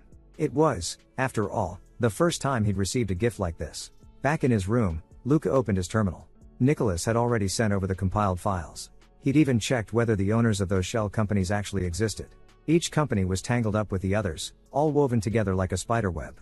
Pure money laundering. Luca knew exactly what this meant. He owed Nicholas, and owed him big. Nicholas was so generous because he'd already figured Luca out. Luca wasn't the type to forget a favor. "If I ever do get the chance to become head of the Custoria family, I'll keep Nicholas by my side, not purge him with the rest. He'd make an excellent advisor." Luca scratched his head, wondering if he was just being naive. He decided to put the matter aside for now, at least until Nicholas dug up more information. But reality always finds a way to be cruel. That very afternoon, Luca received news from the family. Someone he knew had died. The very person he'd mentioned in passing at lunch. Nicholas Custoria was dead.